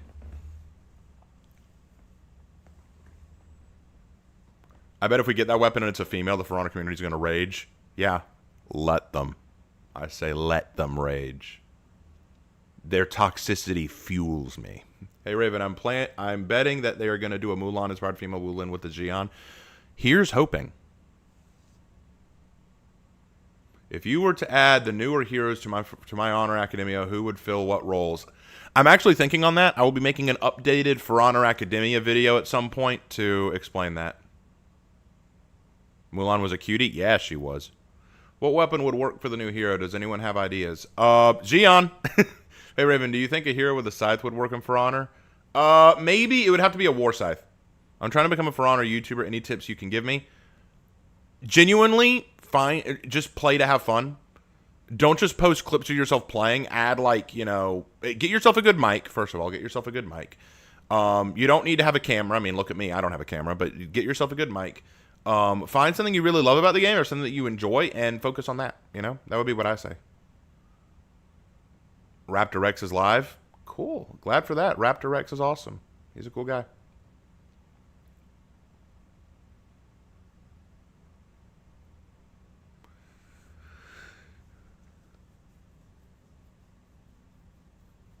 All right, let's see. How close are we? We got 2 minutes, guys. 2 minutes. I just want to say I want to thank you for your Bible study videos. They help me strengthen my faith in Christ again. Thank you, Logan. I appreciate that. It means a lot hearing that. It really does. Actually, I think a chain knife character would work if they use the chain to match, not exceed the range of the spear. I would like a whip chain hero. That'd be kind of cool. All right, well, let's get ready to switch over. 1 second. All right, we should be working. Cool, cool.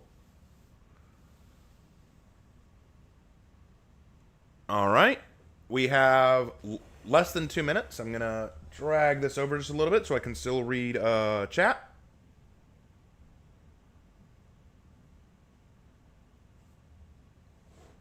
There we go.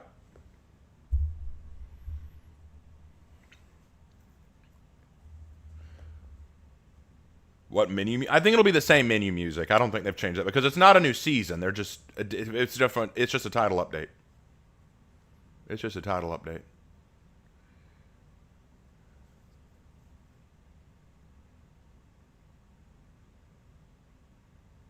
All right. Waiting on Ubisoft. Waiting on Ubisoft. Well, we got 1 minute until the timer starts, and then we'll need to, you know, be ready. Raven, you believe the Outlanders are just hybrid faction? Hatun is an assassin. Hatun is an Outlander, and she's an assassin.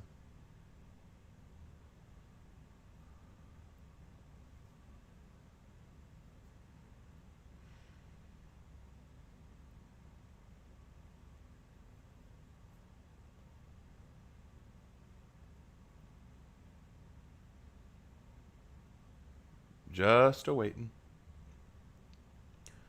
You got 311 waiting to watch this. It's crazy, man.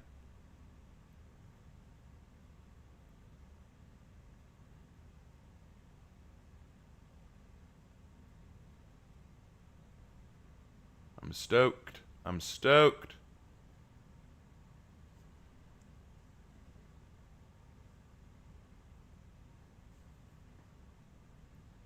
It should start anytime now. What do I think of Pirate? They're annoying to fight, but I don't mind them.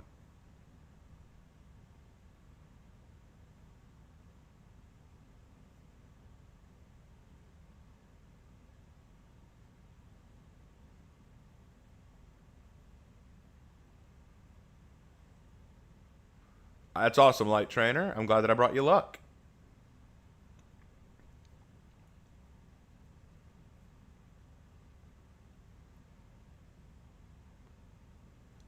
This is boring as fuck. Just restream Raptor Rex or something. Wait, what? Wait, I'm boring? What did I do?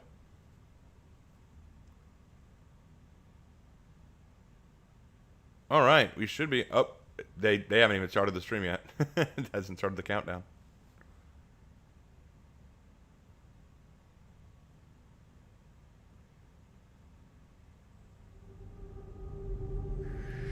Oh, there we go.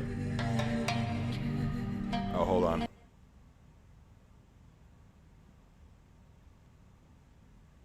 There we go. Uh-oh. They're buffering. Let me refresh, see if that fixes it.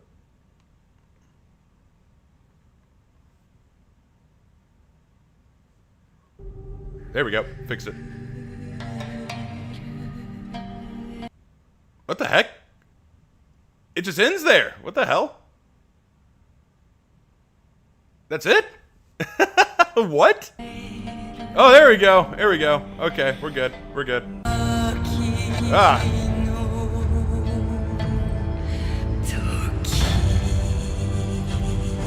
Nice. Now we're back at it.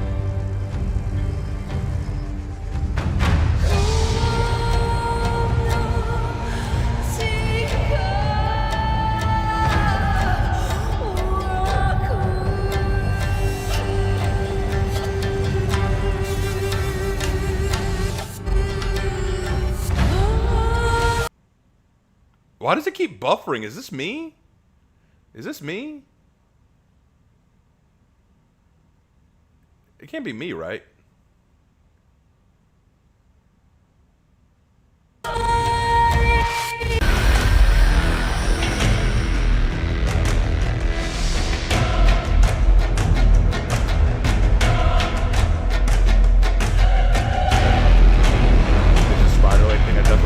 Yep, that's a Zorogumo. Zorogumo.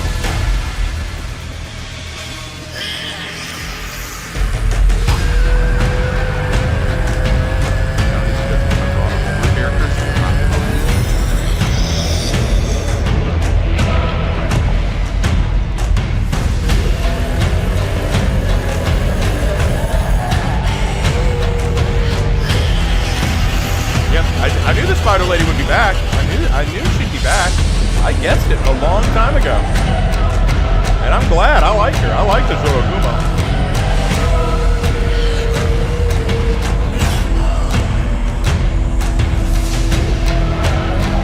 Music's a little too loud. Say no more, I'll fix it.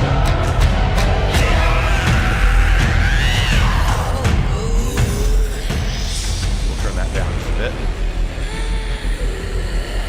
A little bit more. There we go. That should fix it.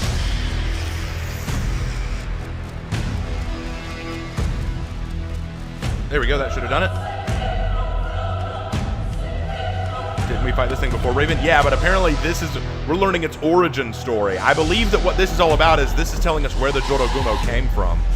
When we fought it the first time, it had been re-released. Now we're learning where it came from.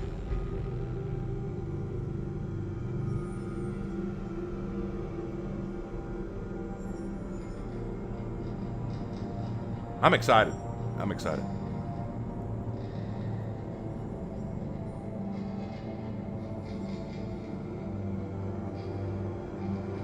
Y'all still can't hear me? Oh, hold on.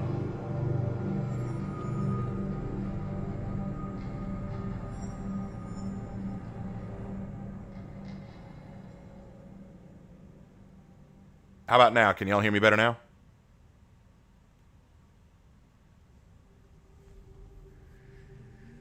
Are we actually going to fight the spider form, though? I think so.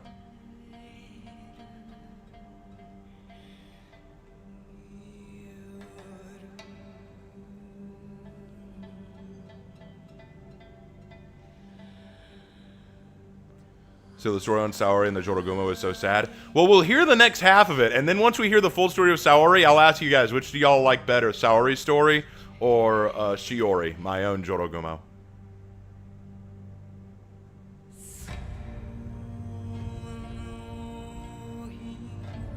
I will release that poll. I will ask who do y'all, which Jorogumo is peak, Saori or Shiori?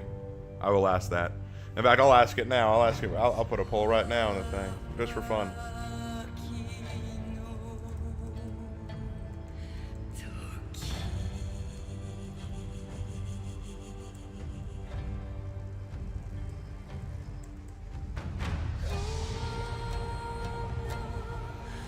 I'll just ask that now.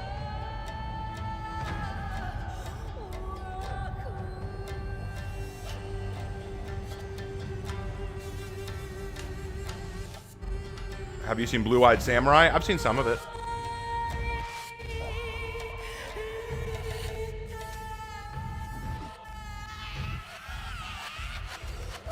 All right.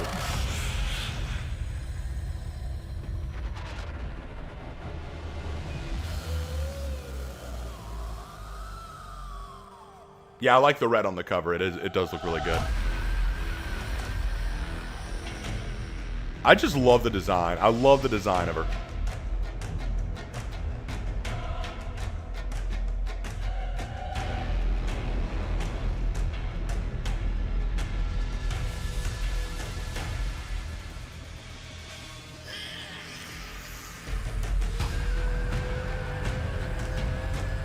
This music is peak, man.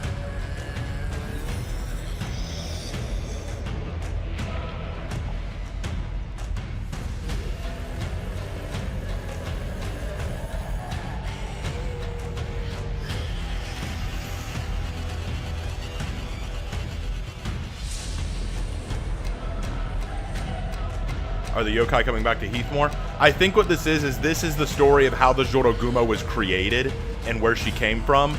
And at the end of the season, we're going to see her, you know, get sealed away. And then in the future is when Maiko shows up and seals her again.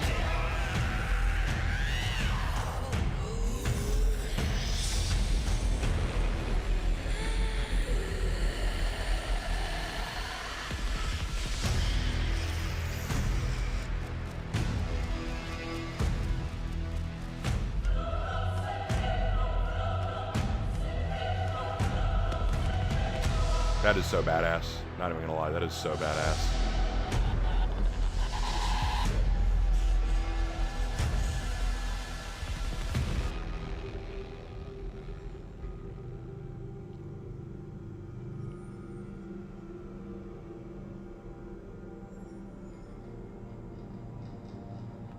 Is the music a combination of the other factions? I think that they have elements of the other factions mixed in. Like you have your night choir, you have your Viking drums, you have Japanese singing, Wulin flow. Like I think that they've combined a little bit of all the factions here. So it's like a back in time event. Yeah, kind of. I think that's a safe way to look at it.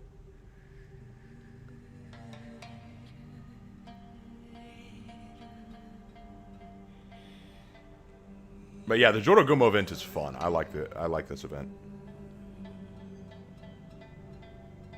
Why'd they put Medjai instead of a samurai?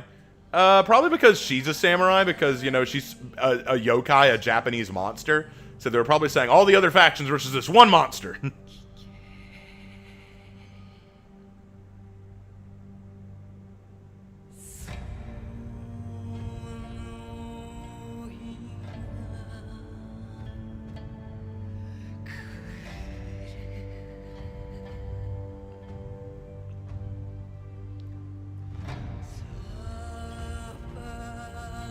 I'll close the poll in just a minute. So for those of you who don't know, there is a poll going on to decide which Dorogumo lore is better. Saori, this one, or Shiori, the one I created. Let me know.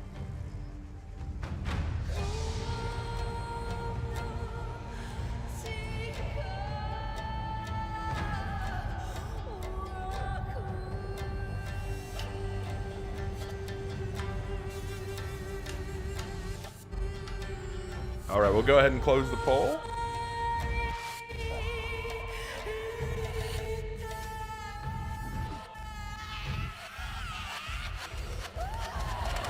And the winner is Shiori with 71%. Nice, nice.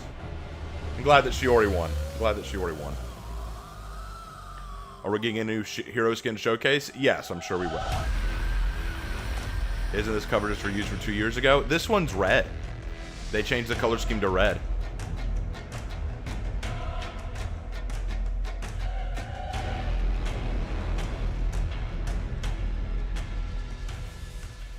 All right, here we go. Content warning. This show contains images or descriptions of spiders that may be distressing to individuals with arachnophobia. Viewer discretion is advised. Okay, guys, if you have arachnophobia, get the F out.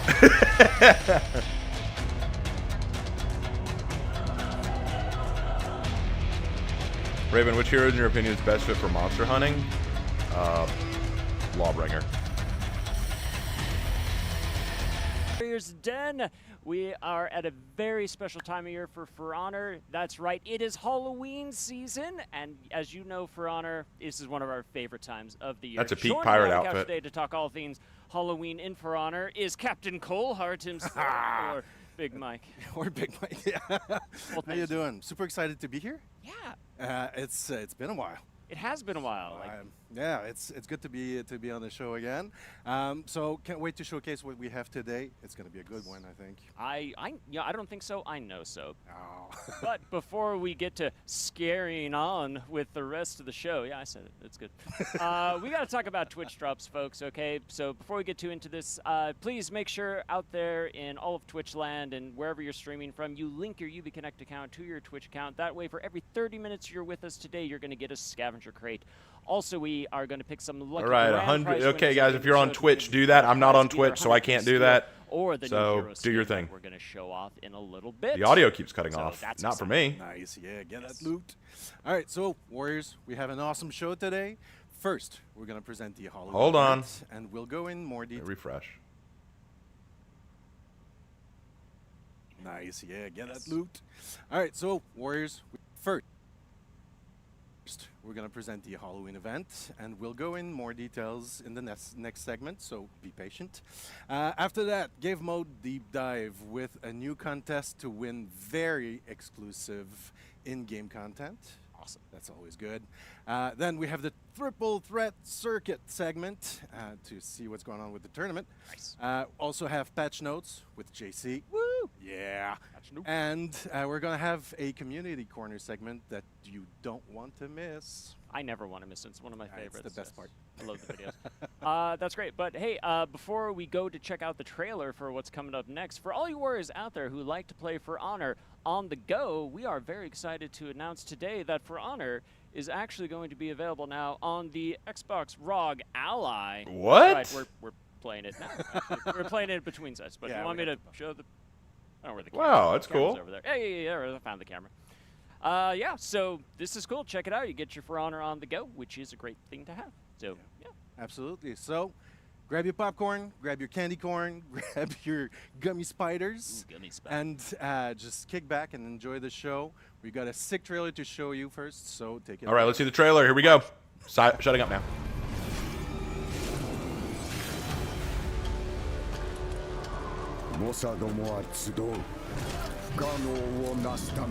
Whoa! 悪夢を闇へ葬るために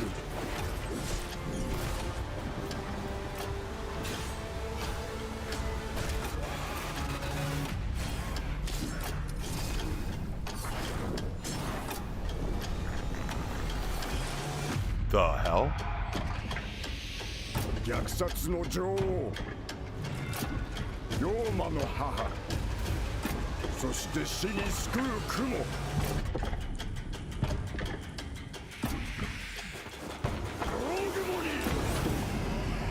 Oh, that's sick. That's sick. That is such a good hero skin. Oh my god.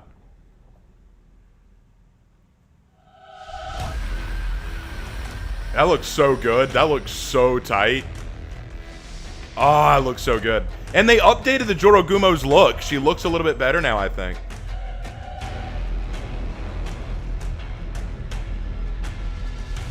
I think that is, I'm gonna guess that's the son. I'm gonna guess that's her son.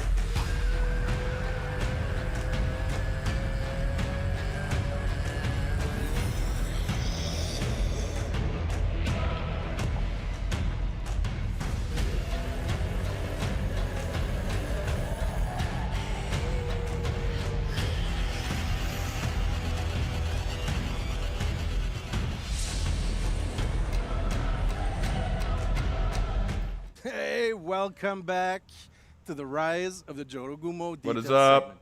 You heard correctly. We're bringing back the beloved Halloween event that we had back in year 6, season 3. That's a while ago. But with a twist this time. So we're excited to show and tell you all about I'm it muted? in What? this time of the event. Joined with me today. I'm not is muted. Ben I'm on. What? It's Ben and Ian. Sorry. Man, this So, stream is how- just turning into a nightmare, is it? No, I'm on. Yeah. I'm on. Fan, so I'm kind of starstruck right now. Pulled it off beautifully. Any plans for Halloween? I've been planning Halloween since November 1st, 2024. So yeah, I'm ready. Awesome. All right. So before we go on, how about we break down the seasonal roadmap? All right, let's see the roadmap. First, Yoshiro, the damned hero skin for the Orochi, coming out tomorrow. Halloween event, the Rise of the Jorogumo for 3 weeks. All right. So it's going to be from October 23rd to November 13th. And then we have 3 hero fests. Hitokiri is going to be first on November 13th, then Shaman on the 20th, and then Tiandi on November 27th. All right. We have a throwback event as well, Wrath of the Jormungandr event, where you'll be You're after the Jormungandr. Let's reach go. I like that Ragnarok one. and get that hammer. Hammer, yeah. But so for a limited time, it's going to be on from November 20th to the 27th. So To the founding days of the samurai in the mire. We took a focus on Castle Chiyo, the home of Lady Saori. Lady Saori's husband had gone away to deal with important imperial business, and unfortunately, that was the perfect time for a rival daimyo to strike. A very treacherous guy who launched an attack in the dead of night. So unfortunately, Lady Saori outnumbered, and she didn't have a lot of people by her side, but she took up arms to defend her home. She fought valiantly, but unfortunately, I mean, there was just too much going on, unfortunately. And she was somebody who had very strong emotions. She felt very deeply. She had a lot to protect. There was a lot at stake, and when it all came crashing down, we hinted at a darkness hidden inside her, something stirring, something awakening. Now we can finally say it. I can finally say it. Everybody guessed it. Congratulations, everybody. You were right. The Jorogumo's back. Lady Saori was the Jorogumo. So what we're doing now is, we had Jorogumo before, but now it's the origin of Jorogumo. So it's a different, newly birthed Jorogumo. She's fresh out of the yokai oven, as you could say. So there are some differences to her, as players will see when they play the event. But she's just as terrifying, and she has a very special connection to somebody she's gonna have to fight during this season. yeah, absolutely. We've All right, give us the lore. We got it. Yokai oven. I want the rest of the So, lore. Ben, how about you give us a bit of background on Yoshiro? Yeah, sure. So yeah, Silly guy. Yoshiro the Damned. He's our new Orochi skin, and he's Yoshiro. actually the son of a character you might be familiar with, for those of you playing along at home, Lady Saori Ah. and her husband Lord I was right. Misaki. It's the son. And I guess they had some high expectations for their son, because Yoshiro roughly translates to excellent son. Yeah, so Up to for sure. a little bit, you know, it kind of reflects. I love the Lady hand. I love the Saori's, you know, intense love for her son, and Yoshiro's unrealistic expectations for this new warrior to be. And so during this story, he was away in TU1, trying to prove himself to his father and show that he is the strongest warrior in their village. But he soon came to regret that, responding to those rumors and returning to the castle to find it totally What a sword. destroyed by that rival daimyo. And he also discovers that the rumors were true, and there are some ghosts wandering around there, and they're not friendly. And so he's quickly attacked, and in self-defense, he wields the Mamano dagger, which is actually just like a family heirloom. It's not really his primary weapon, but he discovers that it has the power to banish yokai. How did he? There's this What? cool thing that happens where when he banishes yokai, it imbues him with that power, but the trade-off, and What? it has to be a trade-off, is that he's totally corrupted. How did he not he's, know? Got like all of this corruption on his hands, and I think under that mask, all of his like inner turmoil is essentially kind of manifesting in his arm. And so he's got basically a ticking clock. He's trying to get through this village and cleanse it of these monsters. And at the same time, he knows he's eventually going to become one of them. A monster himself, unfortunately. But before that, he's basically got to face off against Monster Mommy that you'll experience. Monster Mommy, let's in go. in That's the right main word. Mode. So look forward to that. You can read more details about it in a short story that's going to be on the website starting tomorrow. Oh, it's going to be on the web. And to add quickly a bit more on the character transformation, if you've played Miko before, if you've seen her, Michael. she too was corrupted by the dagger and the demons, but she was a more focused warrior, more disciplined warrior, so her takeover was cleaner in a sense. Whereas for Yoshiro, he's more hot-headed and temperamental. So that's why it manifests differently. It overtakes him in a bubbly kind of way, and it's kind of gross, but it's pretty cool. Well, I mean, we could actually see the skin just a bit earlier. It's a very detailed hero skin. Oh yeah, looks great. I have questions. It has skin. The skin has skin. The skin has skin. It's pretty cool. So yeah, that demonic arm going up slowly, eating at him. You can even see that. I think in the back of the shoulder, it's even slowly eating at the armor itself. Yeah. That's pretty, which is pretty cool. That eye like follows his eyes. It's Yeah. We can also see the spider demon face in the back, corruption going all the way up to his face. Yeah. So I don't think we want to see what's under that mask. Probably wearing it for a good reason. For very good reasons. All right, and the hair. Yeah, the hair. Right now it's muted gray. Yeah. But there's stuff we can do Wow. with it, right? We can change the color with customization. Nice. That's pretty cool. I'm gonna leave it muted gray. You like it gray? Yeah, It's I mean, Full Goku. you know, for any anime fans, I think that's gonna be a big one. Yeah, you clearly got inspiration from Demon Slayer. All Like right, this is very so clearly a Demon You Slayer. can get the hero based skin character. for $12.99 or 25,000 steel. As mentioned earlier, also there's a bundle with both Yoshiro the Damned and the Yokai Slayer Meiko for $19.99 or 42,000 steel in game. So that's all pretty cool. All right, so let's check out the game, the in-game realization. Yeah. So Ooh. Here's landing. the landing page. Good. That's that. Oh, that's cool. Kappa. Kappa minion. Their bamboo shields. Traditional Japanese monster, I guess, or a type of yokai. Yokai. At the face-off screen. Looks good. Looks good. I'm down. Very cool. Very, very cool. All right. Also, we have a returning free event pass for the duration of the event. It's going to go from October 23rd to November 13th. Okay. and it will have some special Hey. rewards. The Kappa's Haunt battle outfit. Kappa's Haunt is I guess back. we're That's a good really one. Focusing on the Kappa. More Kappas. Who doesn't love a Kappa? Right. And then we have the ornament for the Kappa trophy. Kappa. Looking good. Come on. And a mood effect. my This favorite. Yeah, the Swamp Creatures Sure effect is back. That's a good one. Kappa had just spoken out. Yeah. All right. Well, thank you so much for coming to the den. Always a pleasure. Oh, we don't get the Stay executions tuned. back? We're about to reveal all the lootable weapons available during the event. And right after that, we're going to go deep diving into the game mode event itself. So see you soon. Okay. Happy Halloween!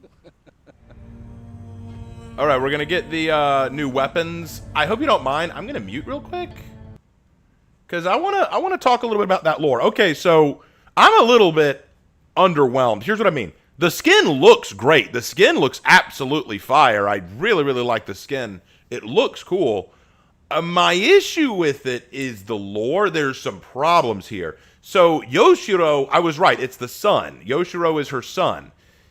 They did. Okay, so he was gone. He's away from the castle, and they said his reason was to prove he was the strongest warrior in their village. Why did he need to prove this? Was it something his father asked him to do? Was it something his father expected of him? Like, why did he need to prove this? He's the son of a daimyo. Is it because he wants to live up to their expectations? I don't know. Maybe the lore will explain when I read it, but moving on. So he comes home to find that it's been overrun by yokai, and he fights them, and he just so happens to have the Momono dagger. Now, they said it's because it's a family heirloom. Why do you have this as a family heirloom? According to the lore we had, someone crafted this historically to fight yokai. Why do you have this? Why is it run down in your family? If your mom is a yokai secretly, why do you have this? Is this like a thing where a yokai married a human and they had an offspring and something like that? I don't know. But he just happens to have the Momono dagger, and the way they said it here is kind of funny. They said he discovers it can kill yokai. Hold on. You didn't know the Momono dagger could kill yokai. You didn't know it could do that. You just discovered that. What? You didn't know? If it's a family heirloom, how do you not know what it can do? You should know what this thing can do. That seems kind of obvious. So then you're fighting your way through all these yokai and you're absorbing their essence, just like in Maiko's situation. And it works. I'm cool with that. In fact, the design looks really, really sick. It looks really cool that he can do that. But again, it comes back to this issue of how did you not know the Momono dagger could do this? If it's a family, it'd be one thing. Now, hold on. It'd be one thing if he found the Momono dagger or asked someone to make it, or if he made it himself. That's one thing. But if it's a family heirloom and he's carrying it with him everywhere he goes and he doesn't know what it's capable of, that's a plot hole. That's an issue. And then he just discovers it can kill yokai. Okay, then he absorbs their essence and he knows he's going to have to fight his mom. Well, maybe he doesn't even know it's his mom. Maybe he just knows that there's a monster that he needs to slay and he discovers that it's his mom. I'm not going to lie, it's a little weak. And I'm also going to say this. It's very clear they were inspired by Demon Slayer. Like, this feels very reminiscent of Demon Slayer. Am I the only one who feels that? Like, I feel like this is a very much like, oh, look at this guy's Demon Slayer. I feel like that's where they're leaning on this, which is, it's fine. I don't mind that, but I feel like it's kind of obvious. And maybe I'm not as big a fan of that. Just because I feel like it's just an anime connection, and that's fine. I don't have an issue with that, but it is a problem. If the mom had the dagger, she may have kept it in case she needs to stop herself. Maybe, but keep in mind, in her lore, she didn't know what was happening to her. She didn't seem aware that she was the Jorogumo. Maybe she didn't seem to know. So, yeah, I think that this is a bit of a plot hole. But I'm not going to say anything about it yet. I'm going to listen to the lore. I'm going to read the lore when it comes out tomorrow. I'm going to read that, and I'm going to do videos on it, and we're going to see if they fill in those plot holes. Because right now, that's a pretty big plot hole. That's a pretty big issue. How can you say, and he used the Momono dagger, which was a family heirloom, but he learns it can kill yokai? You didn't know? Plus, didn't they say that the Jorogumo was the mother of all yokai? If she's the mother of all yokai in For Honor, and she's the Jorogumo, she was just made, why was a Momono dagger made then? There are some questions. All right, back to it. To the rise of the Jorogumo game mode segment. We are so excited to talk about this mode. today. We got some people on the couch. But before we do that, I wanted to make a teeny small correction. When we were talking about the price of the new hero skin for Yoshiro the Damned, we mistakenly said it was $12.99. It's actually $11.99, so it's in line with our normal stuff. So sorry about that, but rest assured, it's good news. It's an instant discount right there. There you go. Yay! We got you. We got your backs. Don't worry about it. Anyway, so just to clarify. But yes, joining me on the couch today to talk about the rise of the Jorg event is That was cool. Fred, welcome back to the couch, Mike. How are you? Oh, just a spider crawling across the Splendid, screen. That was You're funny. splendid. This Yeah. is your new keyword. Yeah, my new keyword is splendid. That's cool. Apparently mine is folks. And, splendid, and Fred, what's yours? No idea. Probably Halloween, since I'm always doing the Halloween event. That is true, because we haven't seen you since for a little while. So welcome back. Last year, yeah. Since last year. Mm-hmm. Yeah, on Halloween. Yes, Destiny event. So Fred the Halloween Yeah. guy. Fred the Fred the Halloween guy. Halloween guy, Okay. yeah. Just so you know, we let him out. Yeah, a once guy year on dressed like that. Halloween. I never would have Stage assumed your name was to Fred. talk about all the work he does on these events. Oh yeah. Then it's back in the box till the Yeah, next year. that's where I That's cook fine. up all my ideas for all the effects I want to In do. the box? It's just when you get left alone for like a year, it gets pretty dark in there. We don't actually do any of that. Sorry. Okay. So anyway, just to get into it. So some of you might remember, though, a couple years back we did the original Web of the Jorgamo event. So this was a lot of fun. I still have nightmares about it because despite my like infinite love for all things Spider-Man, I am arachnophobic at heart. That is a fun fact about me. But it was great. It was a ton of fun, so I'm glad we're bringing it back. But some things have changed this time around. Fred, do you want to talk about Yeah. it? So as you could see in the nice trailer that we had before, everything is a lot more red and a lot more angry. And a lot of those changes for the map was done actually by Jordan, a great level artist who works with me Ooh, glowing eyes donkey. alongside with me on many events. And all the rest of the effects that he didn't really have access to, I did a big pass on it for all the Torii gates, ripping open, a lot of the stuff that gets spawned by entities, little onibis here and there, the mural that has the eyes that follows you around, all that kind of stuff. And then we did a huge optimization pass, reducing the particle counts, reducing all the instances of the effects that get spawned all over the place at all times. Because if there's one thing that I hate more than spiders, it's poor performance. We're here. So Here, yeah, I did a lot of that. And also, not only the map change, I don't know for the people who played the original events, but the podiums had a little bit of the losing podium was like the insert a coin to continue with Mako solemnly over the cocoons of the heroes that perished during the event. And the winner's podium was raving, dancing spiders. But we decided to do a little bit different this year, less into the funny vibe and more into the lore. So for the podiums, for the losing podium, you can see the Spider Lady going back up. This is the first pass. Oh, that's that cool. I did. So colors of the smoke in the background not right. Can't see the cocoons in front because it's dark as hell. And then we have the final pass that I did. You can see everything a lot better. You got the spider web going up, the demon flowers with the little particles coming off of it that we've been seeing around for the last couple events. That's cool. That's and cool. Yeah, so everything in that is all done through NFX, all the animation of the Spider Lady going back up, everything like that. And also an effect that takes the camera and kind of just tosses it in the spider pit because usually we only have one location for podiums. But this time I was like, maybe I can do something about that and have it a lot more tied into the boss fight, to the whole event. And I dropped it in there, and I was like, cool, it works. And then I just updated all my proposals, and I just went like, all right, this is all the things that are going to happen. So yeah, and for the winning podium, no more dancing spiders, like I said. And so again, this is the first pass, jank animation on the Mamono dagger going behind the heroes, where like half the podiums would hide it, because Christmas tree here, you know, bunch of stuff. And again, background effects are not final and all that. And then on the last pass that I did, much smoother animation for a possessed dagger. The shaking, the absorbing of the yokai spirits in the village. A lot more character lighting, more demon flowers, but less than when you lose, because cleansing a little bit of that corruption away.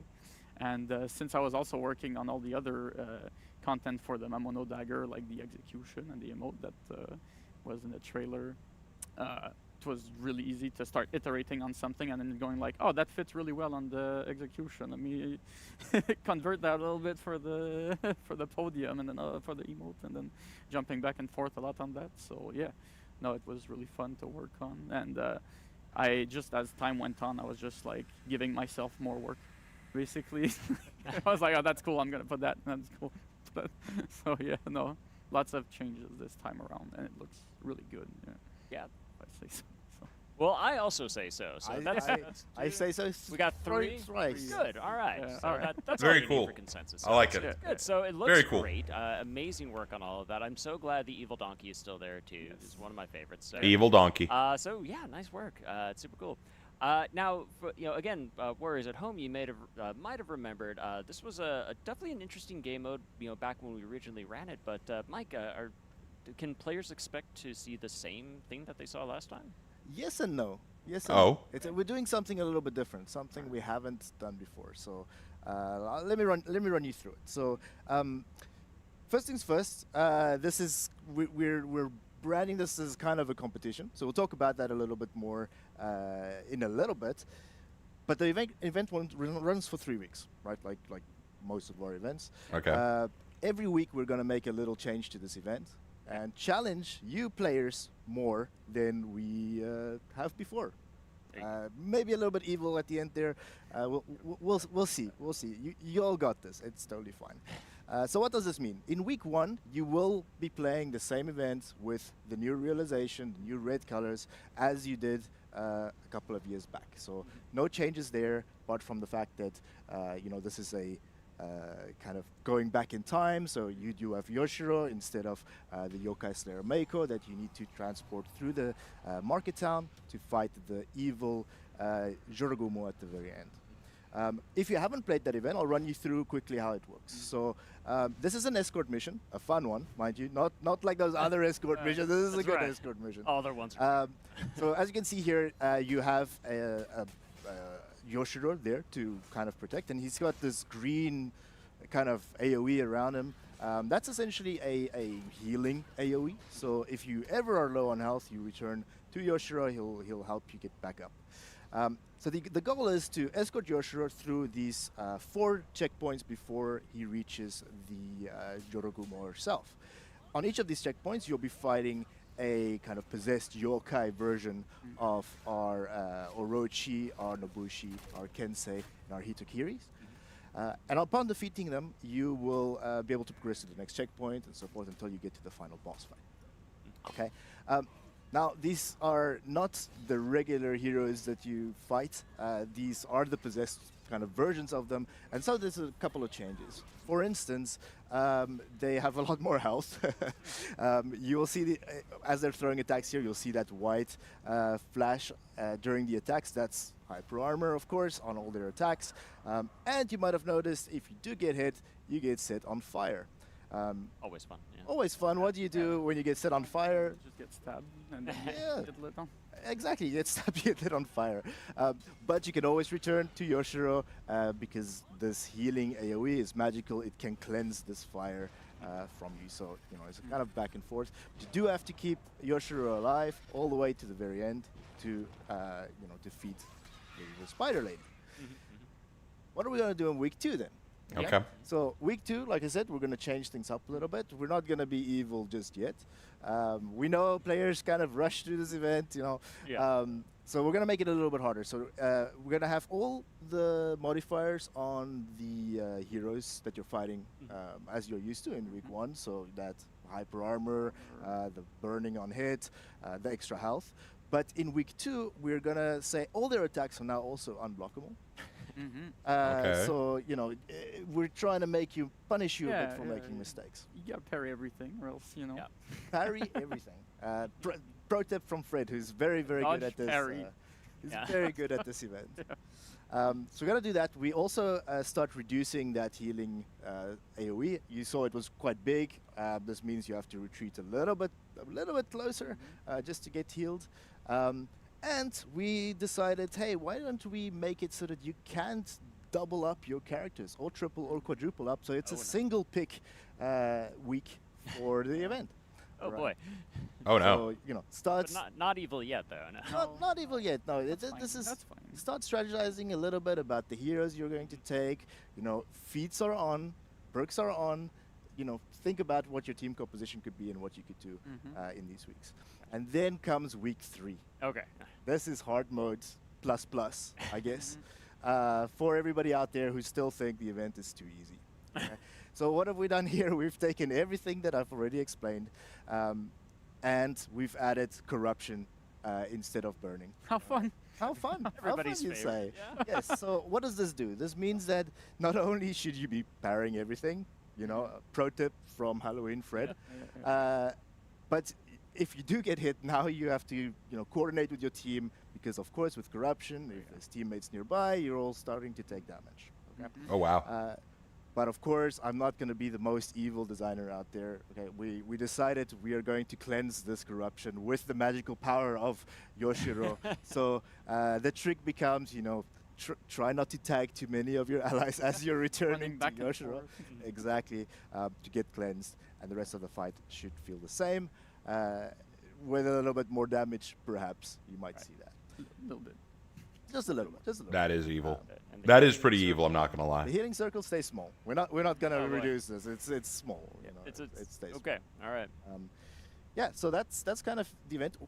I should probably mention we're not adding all these things to the boss herself. You know, she's hard enough, She's yeah. hard enough. But of course, in the boss fight, if you know the event, there's several phases, and in between phases, these yokai spawn into the fight. So by extension of the changes that we've made, they are going to be in the boss fight. So Yeah, gotcha. there will be corruption at the end there. Oh boy. Ah, boy. All right. Well, I thought you said you weren't being that evil, but that sounds terrifying. But you know, warriors at home, you know, don't think though that we have such short-term memories, because we remember how you crushed this event back in the day. So we have total faith in your ability to crush both week 2 and week 3, and we want to see it. And just to help reward such excellent gameplay, we have a very special event that we're going to be running outside of this. Now, you may have noticed, as Mike was showing some of the screenshot, the timer is working a little different now in this event. In fact, rather than having a countdown, it's counting up. So why did we do this? Basically, we want to track how fast you can complete this event with your team. And here's where the reward is going to go. Oh no, I ran way too fast about there anyway, sorry. You know, folks, sometimes in life, even on live streams, you make mistakes. Yep. You jump ahead a section here Yep. when you thought you were really confident in things, and then you have to come back and really just reassess. So let's do that together, shall we? Thank you. All right. We got rewards just for playing the event. First of all, just by playing with any character, you can earn a amazing ornament called the Yokai Memento. That's right. And the Jorgamo Slayer you get for winning the event. So you get those for any week you're playing of this 3-week event. And on top of that, though, we made some fresh new shiny ornaments for beating weeks 1, 2, and 3. So you see the Lady's Descent, Lady's Mutation, and Lady's Ruination, all of which are incredible looking ornaments that you're going to get just for playing and winning each of the weeks. So you can farm those and get those for all of your rough when I'm trying to present it. I apologize. But here's how it works, okay? We have a race to beat the Jorgamo here. That's right. So we talked about it. The clock now is ticking up. We want you to send us your fastest times beating this mode for each week. The teams that beat the event, if you are in one of the 10 fastest times each week, you are going to unlock a golden version of that week's ornaments. So the Lady's Gilded Descent, Gilded Mutation, and Gilded Ruination. So that's now, we're up to 5, 6, 7, 8 ornaments now. So you are going to get to really swag out on all of your cool drip for your characters on this one. That is cool. On top of that, too, if you are in one of those top 10, you're going to also win a 3-day championship status, 4 XP boost, scavenger crate as well. And again, you can be in these winning brackets every single week. But you have to actually play and take good screenshots. So let's talk quickly about how you are going to submit these things. So first of all, there's a lot of rules to this because it's a big contest. It's kind of a thing we're doing here. So there will be a link in the chat and maybe a link. Chat is here. Chat is there. Chat's over there. We rehearsed that one. Yes. Yeah. So here's how it's going to work. You are going to take a screenshot of your scoreboard and reply to our publication with your screenshot. No cropping, okay? It's really important that we get all of those key pieces of information there, the week, the time, and your profile. So here's an example of what that should look like. So all entries must be submitted via either Reddit, Instagram, or Twitter using the hashtag FHJorogomo. That's right. Oh, there it is there too. There it is. Yeah. There it is too. We got that. So don't forget, submit your screenshot at the fastest time though, before the end of each week. So by Friday 5 p.m. That's at Friday 5 p.m. EST. So any submission sent for the previous week's difficulty will not be considered past that deadline, and only one submission per week per player is allowed. So make sure you choose your fastest time as well. And of course, your entire team will win that prize. So make sure you get your three best friends together with you. You go in there and you just rock that event and give us your fastest time. That's a lot. That's exclusive. That is exclusive. That's very exclusive. That is Very very exclusive. exclusive. So exclusive. But remember, folks, you can't win if you don't send it in. So keep a lookout for that, and don't forget to check out the article. So that's about it for the for this event. But Mike, Fred, do we have any shout-outs we want to give? I'd like to shout out the character team, the Chengdu team, the FX team for giving me all their feedback, and more specifically Kim, because she did a great job with the original effects. So it wasn't that painful after that for me to dig into them and sort it out after that today. So, yeah. Nice.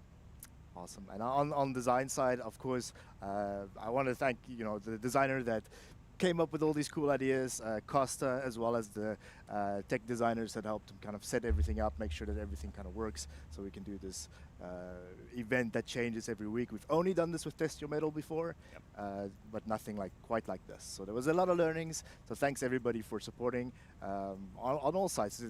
The programming team supported a lot as well. I should not forget them, because without them we would not be able to make these events. So thank you all so much. Great work all around. Awesome stuff. All right. Yep. Great job. And thank you too very much for coming on and talking about the event. So folks, stick around though, because coming up next we have more information on the Triple Threat competitive circuit coming up next. So we'll be right back. Don't go anywhere. All right. We'll mute it there again so we can talk. So here, the game mode is pretty much the same as last time, but with a few added twists. They're making each level a little bit harder. So if you didn't follow what they said was, in the first level, in the first week, it's going to be just like it was last time. You work your way through 4 checkpoints, protecting Yoshiro as you make your way to the big boss, and then you fight the big boss and beat her. In week 2, they make it a little harder. All the enemies that you fight are unblockable. You cannot block their attack. You have to parry or dodge. And the healing zone that Yoshiro gives out is a little smaller. And then in week 3, not only are they unblockable, but they apply corruption to you if they hit you. So you could potentially knock out your whole team doing that. A very, very difficult scenario to be sure. And they're also holding a competition of some kind where the faster, if you are one of the fastest teams to beat the Jorogumo, you may win cool ornaments for doing so. I'm not really all that big on competition, so I probably won't really care too much to get into that, but I'm interested to try the game modes as they get harder. I'm sure that by week 3, I will be crashing out hard. Do you think you'll be playing this with viewers to see if you can get the golden ornaments? Sure, we can try. We can try that. I know that tomorrow, I think I'm already set to play with some friends. I think that me, Havoc, possibly Spooky, and Raptor are going to try. I know that Havoc said he was game. I'll need to talk with the others. So we might be doing that tomorrow. We'll have to see. But Friday, I don't know. We might get some teams together and try to beat the Jorogumo. That could be fun. So yeah, we will definitely see how that goes. Yeah, I would enjoy that. But yeah, it looks cool. Looks cool. I really do enjoy this game mode. It's really neat. I was hoping that they might put it in the Breach map, because that's where we saw Saori. But I mean, I understand. It's just easier to bring it back here. All right, back to it. Back. Thank you for joining us here to Talking Triple Threat. Joining me on the couch today, we are welcoming for the first time today. It's already been 3 segments. That's crazy. JC. That's wild. Our Lord and Savior, Yeah, JC. I mean, like, again, I was in the back. People think we don't read chat when we're in Yeah. the back. That's all we you all do, read. yeah. That's all we do. Like that's all I do. I go nuts, and I have to say I'm kind of disappointed No, because no. like people start to call for me usually a lot earlier in this Mhm. game. And this time it was a bit late. There wasn't too much, Come so on, that's why it took so Warriors. long for me to get here. Right? That's the thing. It's there's a summoning ritual Yeah. that is important. Okay, It's crucial. Otherwise, I stay at my desk and I don't You wanna have come. to make a So sacrifice to the that's thing, JC right? gods, all right. and but then you he know, will you appear. came through. He's I did. here. He's here now. So you all can relax on that. That's and, great. And Mike is still here. Thanks for sticking around, Mike. Thank you. Yeah, the couch is comfy. I'm trying to find what's the Right? most comfy position here. Yeah, I think it's splendid what you're saying at right now. Quite well. it is splendid. It's so splendid. absolutely splendid here. We're also splendid. Inside jokes are amazing on this They show that nobody are. can understand. Yeah. That's great. That's okay. But if everybody understood, it wouldn't be an inside joke. Exactly. There you go. We still love you all. So, anyway, so triple threat. We're going to talk about that. So, listen, if you've been hiding under a rock, what are you doing? We are in the midst of our brand new competitive circuit this year. The triple threat tournament. The very first one was the 4v4 tournament. Oh yeah, that was in this. August I don't and know wrapped anything up about there. It this. was an amazing competition. There was incredible matches going on. Yeah, I think we're going to take a look at some really cool clips from that. Yeah, it's gonna be super So, awesome. roll the tapes. There's either words first. Nolan, like, this is the I second I have to swear, what- rewind again. What is this again? Rewind a Okay. little bit. It's all good. You know what? This has been a rough day, folks. All right, so I get you. I've had a rough day, too. We're going to take a look because this is our first time with circuit points as well. So we're going to take a look at the circuit points that have been earned. So here we have a display of the top 40 players who participated in this. So we got a lot of points, and you're going to see them all count down through all these Lots pages. of familiar names too. Yeah. There are some good pages. All right. A lot of people there. There are a lot of great points. Yeah. So, as you can see, though, with circuit points, because this is a new thing we're running here, players are rewarded based on their performances, but because it's a team game, a lot of players kind of earn those points together. That's why you see a lot of ties, but that's going to make the next portion of this tournament, the 2v2, go so much more, intense. It's Very going to be... exciting. Yeah, it's going to be a lot more Rivalries. competitions, rivalries, and we'll really see those points start to, spread out a bit more. So it's going to be really cool. So Yeah. And then, so while you're talking about it, and you're gonna spoil it before, but did. it's all good. Let's watch some clips. Amazing clips from that tournament. Roll the tapes, Max. What are we running on Black Prior? They're running are they running Doom Banner there? They are. So this is a massive amount of damage. He's probably gonna plant it any right second in the now. Yep, there we go. There it is. Don't pick That's up that exactly what phone. it's supposed to do. Because Freeze called it. That's going to be pretty useful. And look how the fight immediately changes. Look how the entirety of Infinite Timber, like, nuh-uh, I ain't touching the danger circle. That's the anti-sea lion circle, and we're all sea lions. We ain't going in there. They are all desperate to not go in. Lacrimate touches it, and only now, knowing the cooldown is about to come up soon, is daring to go in here, Goss. And it's 30 seconds that you have to wait that out, and it's 25% defense down, so it's effectively a 25% damage bonus for anybody who's within that 8-meter radius. I mean, you have a long time that you have to wait that out, so that basically gave them free points. It's kind of like having a Juggernaut from Old World, where you just pop that and just stall the point out for free for 10 seconds. Was that the first death of Goblin Gun just now? Wait, can I do that? It was. Can. You can steal my scoreboard. How dare you? No, I would be curious to hear the comms, obviously not on stream, but I would be curious to hear the comms of these players as what's going on, and because this is really they is starting to get Goblin Gang just ran away with this pretty much the entirety of the map. Infinite Tempo just hasn't been able to pull this off yet and figure out a way to win these team fights consistently. Goblin Gang just really has their number. It Antonio. looks like Goblin Gang practice their ganks a little. At least it looks better than during the closed ones. That tier 4 was massive. Yep. Crunch. I think you're right, Freeze. I think we're definitely seeing a Goblin Gang that has practice, and we didn't talk about that in the intro here of the teams, but Goblin Gang has been known not to practice very frequently, and I think between closed qualifier and today, they may have upped their practice game here. In this case, Blitz had enough HP. Oh, no. That is Nina B just unfortunate.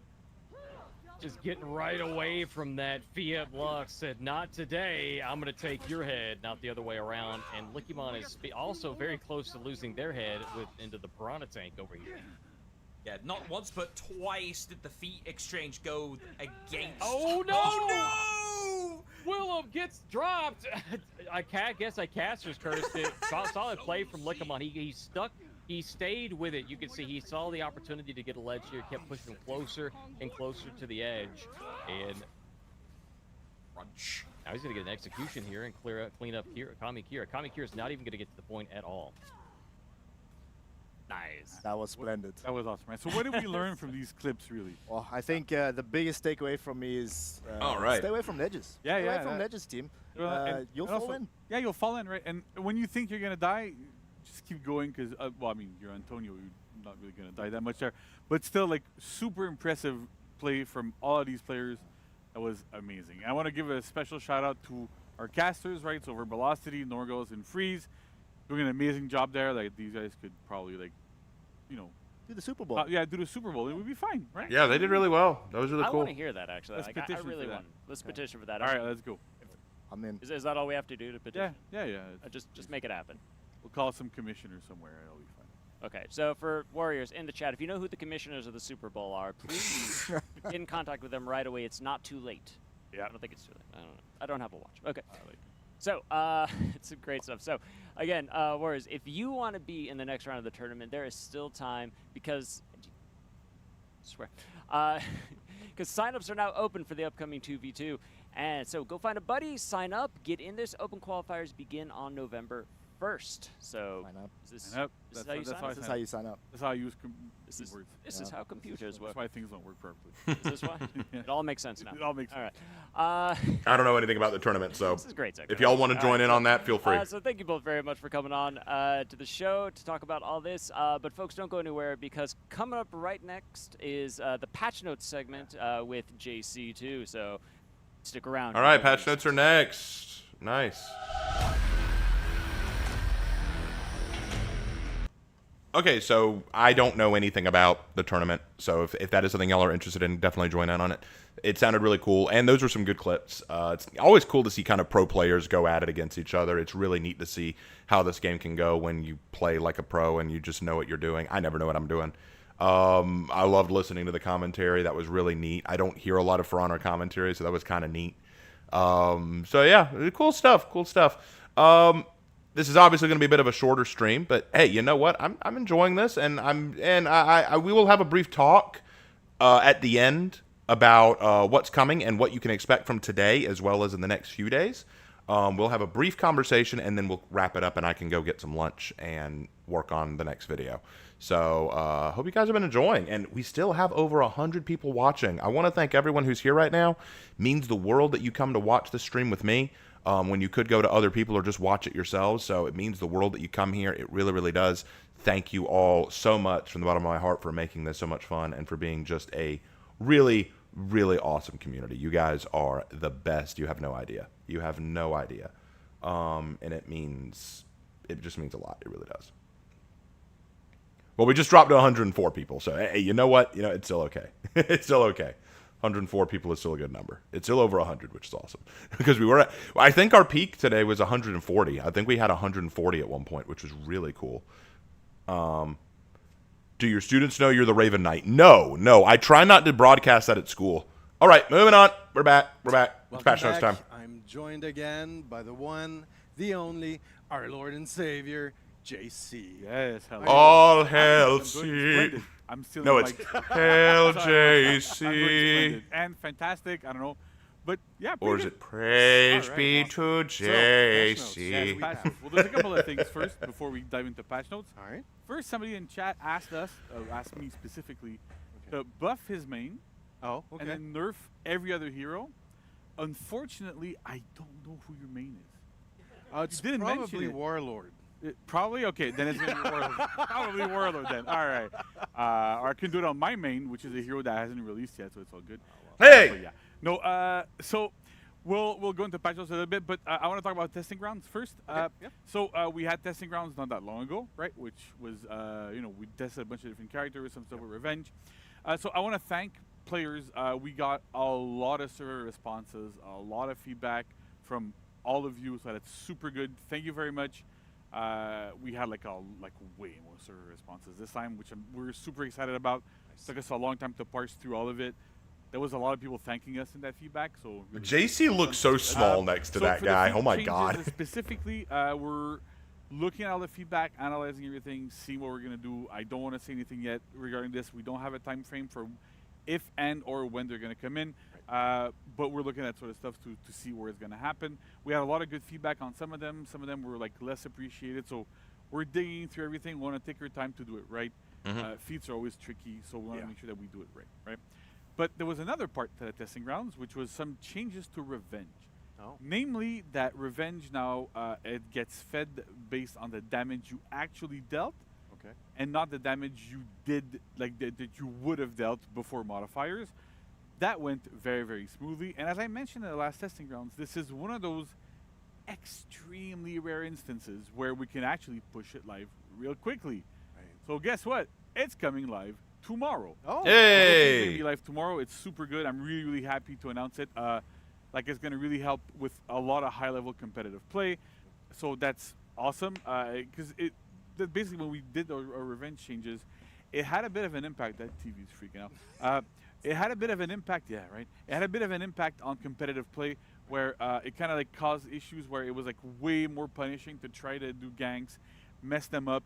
And so because of this, we tried this change and it works out really beautifully. So it's going to be live. That's awesome. Awesome, yeah. Nice. So Mike has to gust the field and then see what's going to happen. But this one? All right, hopefully and we're live. All right, we're live. This is what happens when you are live. All right. Figure it out. Awesome. Figure it out. So let's go to patch notes. Yes, patch notes. We can talk about the actual patch notes. Patch notes. So first up, we have a little change in shard point A, right? So we removed the barrier that divided the space, and we also removed the spikes. Good. I never liked that barrier. I never liked that barrier. They were buggy because Ed, our amazing level designer, was working on this area and was trying things out, and then some incorrect data got submitted that didn't get caught, and so this is what happens. Sometimes it happens. It was super memey. I know players really loved it, but at the end of the day, because it was like such a big bug there, we had to kind of get rid of it, unfortunately. TV's still bugging out, but maybe we're gonna see. Are we gonna have an exclusive max on screen? No. All right. Anyway, it's called maybe, right? Yeah, it's called tech support. Yeah, so remove the spikes. That being said, I have a little message from Ed, our favorite level designer. All right. Who I'm gonna read it out for you because he sent it to me and I want to make sure it's perfect. He says like, although we followed through on the initial intentions of the changes for the capture zone, we saw that there was a feedback concerning the spikes this last TU, and we're investigating if we can make any changes to the functionality of spikes overall.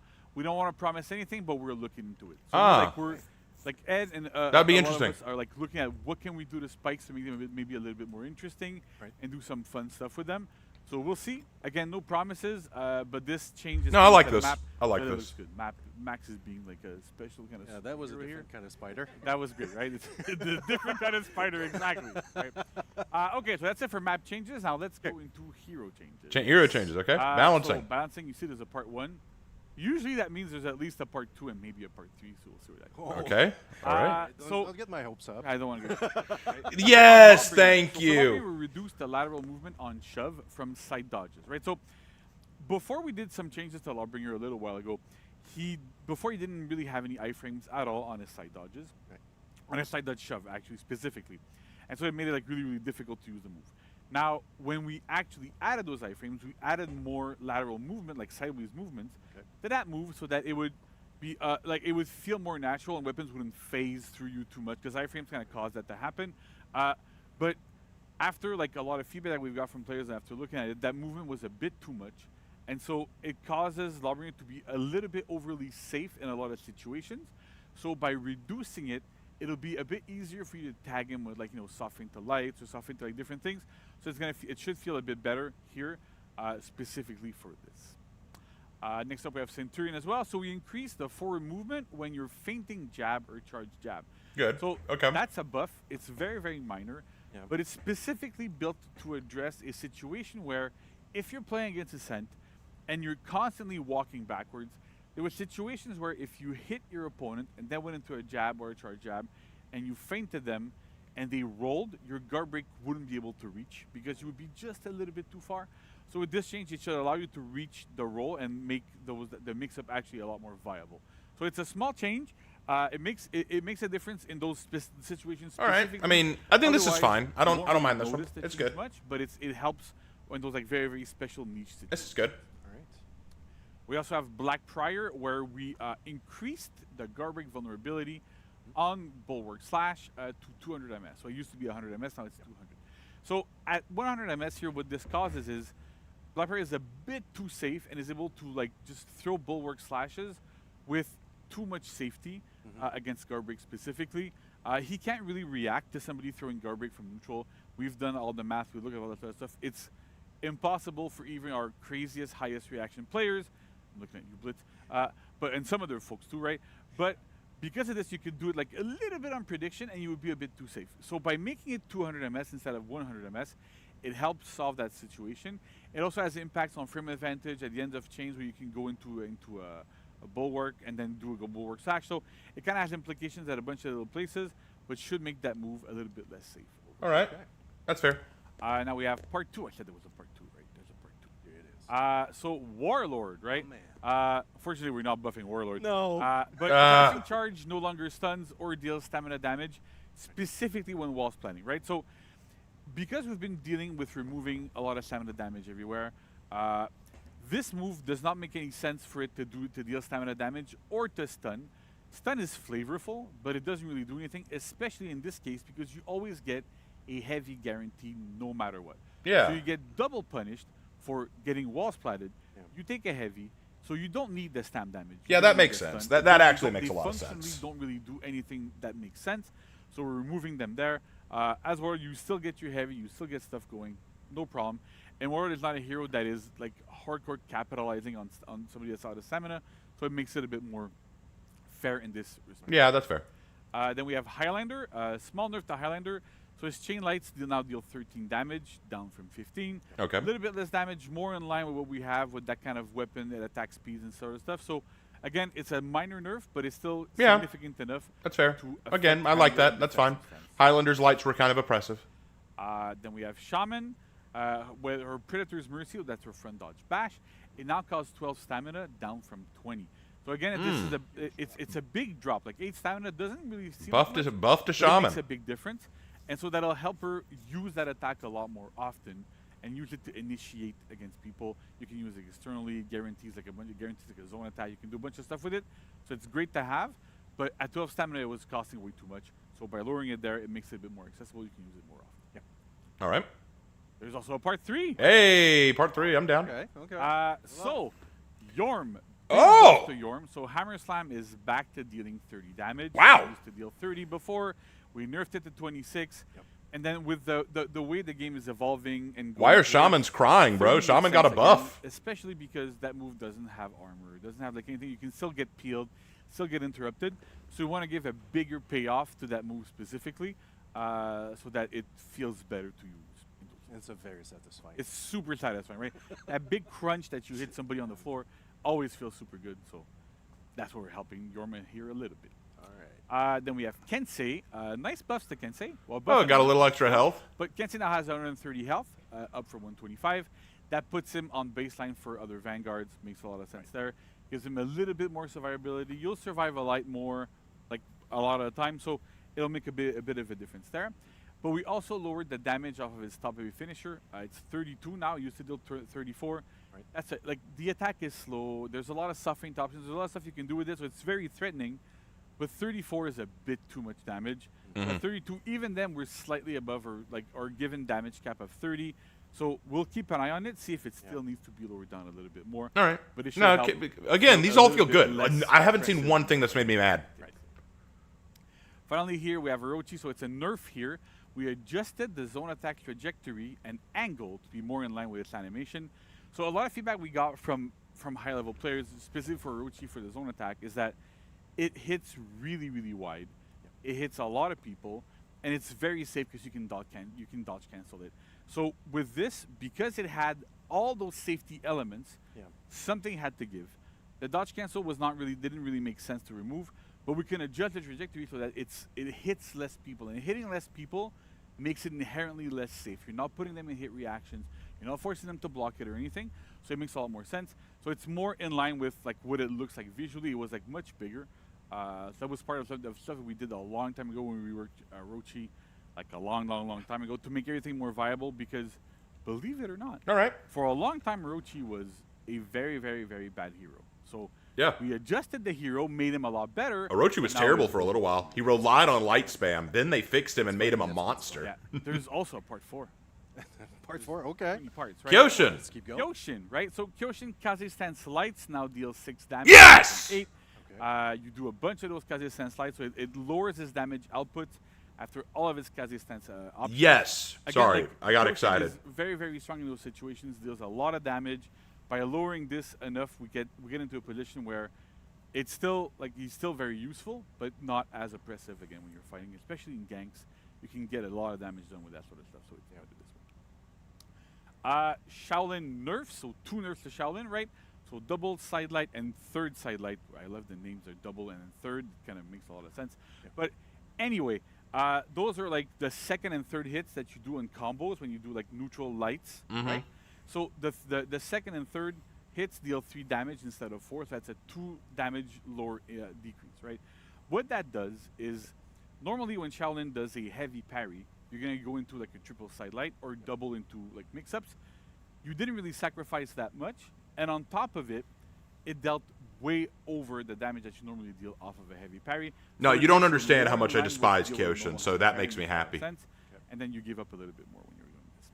On top of this, Astonishing Blossom, which is the light that you do when you are in key stance. So it now deals 14 damage instead of 17. Yeah. So again, it's a bit of a nerf to make sure that Shaolin is more in line with what we do. The damage on Superior Block hasn't changed, but off of this specifically makes a lot of sense. You're going to deal less damage. You need to be a bit more offensive with Shaolin to be able to win. Gotcha. Makes sense. And then finally on this page, because There's another one? So Zanhu, we buffed Torturing Maneuver, so it deals 30 damage when it's performed after a superior block, specifically from front dodge, right? Okay. So when you do a front dodge with Zanhu, you have deflect frames. Like you're not deflect. I'm sorry, it's not deflect. It's superior block. I can't mess that up because I'm gonna get in trouble. But essentially, you have superior block when you dodge with Zanhu. So when you dodge front, you get it on top. When you do this, you can do light or heavy, and you get like 2 different follow-ups. The light follow-up is guaranteed. The heavy one is not. Because it is not, it's extremely niche, really hard to use. You don't really want to use it, and it's riskier. So to give it a bit more oomph and to give you a little bit more of a reason to try it out sometimes and try to do mix-ups, we cranked his damage up to 30. So it That's is not good. guaranteed. I'm fine You with can that. parry, I'm fine with you can that. block this is unblockable. But there's mix-ups that can come with it that make a lot of sense. So torturing But they only maneuver make sense is when when risk Zanhu dodges is, forward, like, kinda like he it gains rewards- access to the reward superior has to be block, low, which right? means Because that the if you reward try is to hit low him, at it will 24, bounce off, dealing and then he 30, gets access then to it's an like there's unblockable more light of a or an risk unblockable heavy. The unblockable heavy is torturing maneuver. They've Then we buffed also its have damage because it's not the guaranteed. fabled part 5. There's All right, here we 5 go. pages to this PowerPoint, man. It's a lot, right? But this Pirate! So now we have Pirate, a little bit of a nerf to Pirate, but it's a bit of a change that needed to happen. Where Cavalier Dance, so that's our front dodge heavy, it occurs 33 ms later during a front dodge. So instead of being, I think it's at 100, it's at 133. So you might be going, hey, what's the point? You know, like it just happens a little bit later. It's actually because when, if you remember, because you're a pirate, right? So you probably know this. Today I am. You know this. Today you are, that's good. Right? So when you do like a front dodge heavy, after specifically a heavy parry, right? Because of the change that we did where we shaved off the last frame of the parry timing, it made the attack guaranteed on a heavy parry every single time. You can't block it because it's unblockable. Yep. You can't parry it because it's right after the parry timing. So by making it occur a frame later in the front dodge, it means that it can be parried again after a heavy parry. It's a nerf specifically targeted to this. is going to have a tiny bit of an impact in group fights as well, because that means the armor kicks in a frame later. So there's a couple of implications there that happen, but we mostly did this to make sure that it wasn't guaranteed after a heavy parry anymore. That was unintended. So with this, it kind of brings it back to what it was. That's fair. Okay. We also have Hatun. Katoon, so zone attack now costs 20 stamina, down from 30. Again, stamina economy Good. on Katoon, lots of soft feints, all that sort of stuff. You get all the stamina really Good, quickly. good. So by having Hatun zone needed attack, these that buffs. doesn't She cost needed you these the same amount of buffs. mana. Holy crap. What am I talking about? Stamina. See, I'm also tired today, so it's great. Like, it's not only Nolan that can make mistakes. I can make mistakes too, believe me. Right. So it costs 20 stamina instead of 30. Yep. So it makes it a lot more accessible there. And Priceless Control, which is the light attack that you get when you pin somebody with your, I forget the name of the move, but when you pin with your big heavy, it deals 10 damage instead of 9. So again, a little bit more reward for what you're going for there. Makes a lot of sense there, and it's all good. Right. Okay. And then, is there another page? Is there more? There's There is Ooh. more. like, I can't believe, is this ever going to end? I don't know, right? I'm sure there's people What's in the chat next? that are freaking because, like, oh my god, there's so What's much. next? It's awesome, right? It's I mean, They're Virtuosa. working super hard, so that's the thing, right? So now we have a Virtuosa nerf, which is sideways misdirect, so it's her side dodge attacks. There's 600 MS instead of 533. So they still are multi-directional. They need to be multi-directional because No, they don't. we want you to be able to choose what stance you'll go into. No, you don't. what pose you're going to go in. So that's Screw great. that. But at 533, they were just too challenging to parry on reaction for a lot of players. If you're like on older consoles, if you don't have like, a top tier gamer screen, if there's a bit too much input lag, it makes it a bit harder to react to. At 600, generally, it's a lot easier to parry. It might just seem like it's 2 frames, but it's a lot easier to parry. So it should help relieve a little bit of that tension of, oh my god, like she's side dodging. She's going to do like 1 or 3 directions. It's super hard to react to. Yeah. At 600, normally everybody can block it at the very, very least. If you block it, she still is ahead, but not as much. And it's a lot easier to parry as well. Right. So even though like parry on reaction was possible before, now it's a lot easier. Yeah, it's a start, but it's not enough. And then we also have Conqueror, right? So Conqueror, we have Crashing Apprehension. It can be done from 1 to 500 MS during a front dodge instead of 1 to 3. So the reason for this is we put the move in, like not that long ago, to be a bit of a roll catcher, which is great. It works, but it doesn't work as well as we intended. And part of that is because you can't delay it a lot. And if you can delay it further out, it'll be easier to catch people that are further out because you've moved more forward during your dodge. So this should help the roll catching element of that move specifically there. And it also has more forward movement when it's feinted to help you do a feint to guard break if you want to do one, to catch people that are rolling away if they roll like a different timing to get a very big and payoff off of this. So it works quite well there. That's pretty cool. Yeah, it's super cool, right? Okay, is that it? I don't know. Is it? Is there? I mean, I see a 6. Might as well put a 7th page. At that point, Oh, yeah, it doesn't say part 7 though, but it's still great, right? Yeah. So we're doing. This is the final slide, thankfully, because I'm starting to lose my voice. But so, we have a garbage vulnerability changes to these heroes, right? So to Yorm, Shinobi, Katoon, Shaolin, and Conqueror, their front dodge heavy attacks now have 200 MS of garbage vulnerability, up from 100.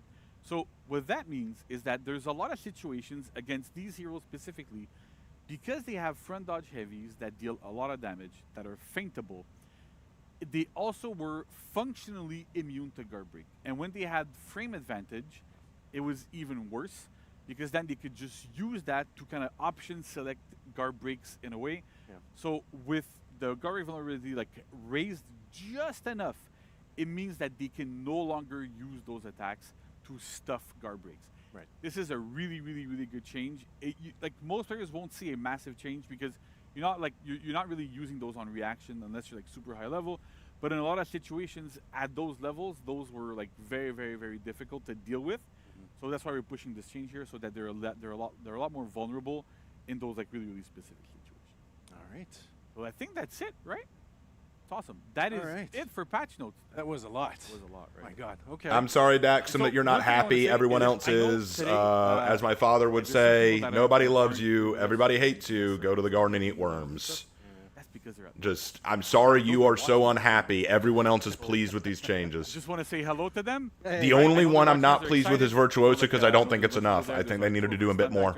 Stunt coordinators are there. amazing people. I'm gonna see them tomorrow, so I'm excited. Nice. But really, like, thank you. I know people say, I never do mocap or anything anymore. No, they're there right now. Yeah. Actually, right now, we're rehearsing things for the future, so that's awesome. Whatever that's gonna be. Yeah, I don't know what it's gonna be. I have no idea. That's why I'm gonna show up tomorrow. Yeah. But yeah, All that's right. it. All right. Well, thank you again Very much. for coming to the den and letting everyone know what's coming with the updates, the changes. There's a lot. There's a lot. It was mostly quality of life changes, Yeah. but still like a lot of really good stuff that should help improve the game. Yeah, but I mean, that's good. sometimes it's the smallest things that have the most Exactly. impact, right? Exactly. So stick around, folks. We're gonna head to the community corner in a second. See you soon. All right. I've just posted a poll to decide if these patch notes were W's or L's. I'm going to say they were W. I'm going to say they were W. That is my stance on it.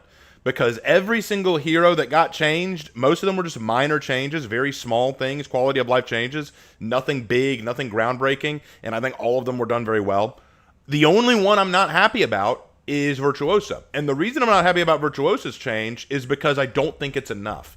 Yes, you've slowed down the speed of her dodge attack, but they were saying she needs to have omnidirectional dodge attack capability. I disagree with that. I disagree with that fundamentally. And their argument is, I understand the argument, because she needs to be able to go into whatever stance she wants. I would argue, don't let her go into a stance from a dodge attack, because it is way too easy for her to pass into her stance. And let's say that, I'm just going to give you an example. I'm playing Raider, right? I'm up against a Virtuosa. I swing a heavy, but I'm baiting for the dodge attack. So I swing, but then I cancel. Now she does her dodge attack. Uh-oh, now I've got to play a gambling game. Which way is she going to do it? She's either going to go left, top, or right. Crap. But I know it's Virtuosa, so I know she can do that. So what do I do instead? I do a dodge attack of my own, so that when she does her dodge attack, I dodge her, and then I stunning tap her. So that way, it is me baiting her, and then when she reacts, I have reacted to her reaction. It is like a game of chess. But if they now make it where she can, then she can just go in, she can just easily dodge attack and then do nothing, and she can dodge my stunning tap, that is so ass. I disagree with that wholeheartedly. I think that she needs to be able to do her. If you want to keep it omnidirectional, fine. Don't let her go into her stance. If you want her to go into her stance, make it either left or right, like Zhang Hu. That would be my response. Here's my thing. Virtuosa is a character that I don't think is healthy. And that's why I see fewer and fewer people playing her, and the people I do see playing her are usually running around in teams of her so that they can get capital off of it. I don't think she's healthy. Maybe it's just me. Maybe that's just my bad take. But it is a take I have because I think that her posture, her stance ability, when used in concert with other players, is so cringe. When used in concert with other players, it is so cringe. I'm not saying I have all the answers on how to fix it, but to sit there and say, nah, she's fine, just needs this one minor change, no, that's not enough.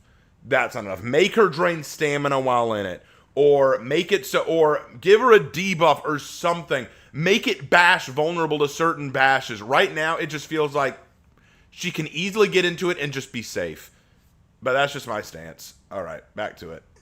JC, what are you doing? Welcome back, Warriors. We are here at the community corner. I had a great segment. Yeah. Took some water. I'm back. I'm refreshed. It's great. That was some amazing patch notes. This is great. Yeah, it was great. Yeah, super exciting. Very happy to see all the updates. We're very excited I played this straight. about this Halloween season. So let's do a quick recap, right, Okay. of everything coming tomorrow. Okay. We have, starting tomorrow, Rise of the Jorgamo Halloween event. That's right, starting tomorrow, October 23rd, run for 3 weeks through November 13th. Remember, folks, it includes the exclusive Race to the Jorgamo contest. So, again, get your teams together, get your best time, and send us those screenshot results. All the rules, again, are in the chat. You'll see it. On top of that, we have new hero skin, the Yoshiro the Damned, available for $11.99. Still a good skin, just the lore needs work. It looks sick. We're loving that. And we've also got something special. We've got a hero skin bundle because if you recall, Mako Slayer, Yokai Slayer Mako was there a couple of years back with this event. So we're going to bundle the two of them together. The Yokai Banishers, which will be available for 19.99 USD or 42k steel in game. So super cool there. Awesome. Also, the triple threat 2v2 signups are open, so get your place, sign in, come to the tournament, and we'll have the balance patch going live tomorrow. That's right. That's lots of changes coming in. It's moving. It's creeping me out. I can't. We've also got some content of the week coming your way. That's after the after the Hero Fest. Yeah, it's. I mean, you know, it's just one of those days. It's one of those. But you can hear them all laughing in the background. I love it. Also, don't forget, obviously, we have the Hero Fest coming in during this event. So Hitokiri starting on November 13th, the Shaman starting on November 20th, and the Tiandi going on November 27th. Absolutely. And now we've got some awesome content of the week. Coming your way. So, folks, starting tomorrow, a new mythic outfit, Demon Eyes, available for 15k. Oh, that's steel. cool. Whoa. This one is super cool. Very That is cool. If you have a thing about eyeballs. See you. They see everything. That is cool. They see. We linger on this, just so you know. Just that they. Everyone's. That they see you. Love it. And on top of that, we also have another mythic outfit, Hellspawn. Oh, that is sick. We'll talk about some amazing, cool, fiery. That is sick. Oh, that looks so good. For all your characters there. That outfit is fire. It is that looks so cool. good. Oh my gosh, that looks so good. Remember that. That's great. Also, we have a new execution limit time coming up, the Yokai Hunter. So available for 10k steel, shared execution here. So grab the Momono dagger and get to work on all the yokai. Very cool. That's cool. And also a new emote, Hungry for Yokai. So again, can you control the power of the dagger? Well, or will it control you? That's right. Well, for 10k steel, you can find out. So there you go. All right, all pretty cool stuff. Next, we have the community corner videos. All right, let's see the community corner. It's not just me. No. It really is. It's just one of those days, it seems. All right, so. Let's roll back a couple of seconds before we get to the videos. We have a weekly arcade quest.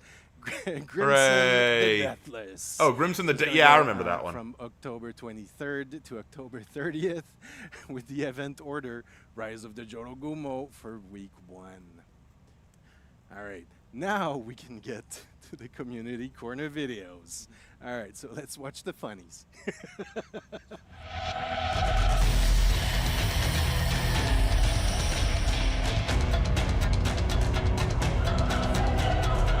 Yeah, those are all cool.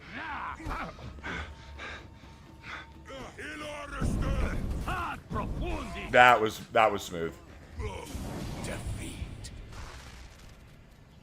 That was smooth. Ooh. That is edge. That is edge. Ha!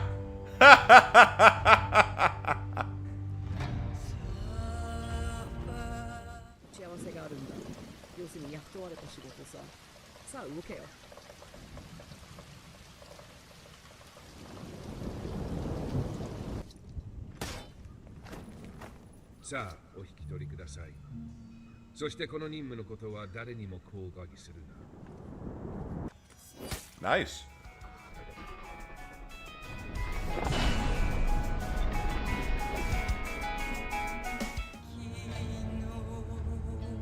Ooh. Those look good.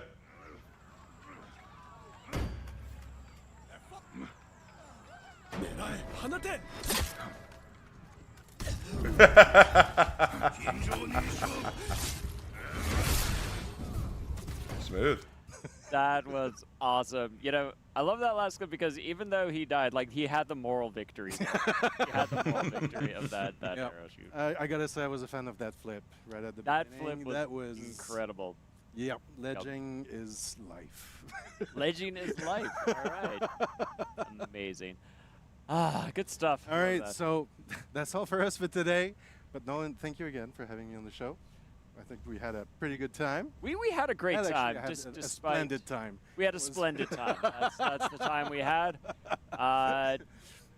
So, well, yeah, maybe not JC, not now at least. But I'll see you on the battlefield. We will, and tomorrow. well, and don't forget we're raiding someone too, right? Yes, we are raiding. Go. Virtual Kev. Tetsuo Kev. Yeah. So that's Tetsuo it. Hey, Kev. So, Tetsuo. folks, when you raid Cool. him, make sure you drop in the chat the Spider Egg Omelet. Spider Egg Omelet. Also, Spider don't egg Google omelet. it. Don't Google it. You know, it's Or not. Halloween. Google it. All right. Yeah. I mean, it's to your own risk and peril if you do. We'll see you at the next one, y'all. All Happy right. Halloween. Happy Halloween, everyone. Jeez.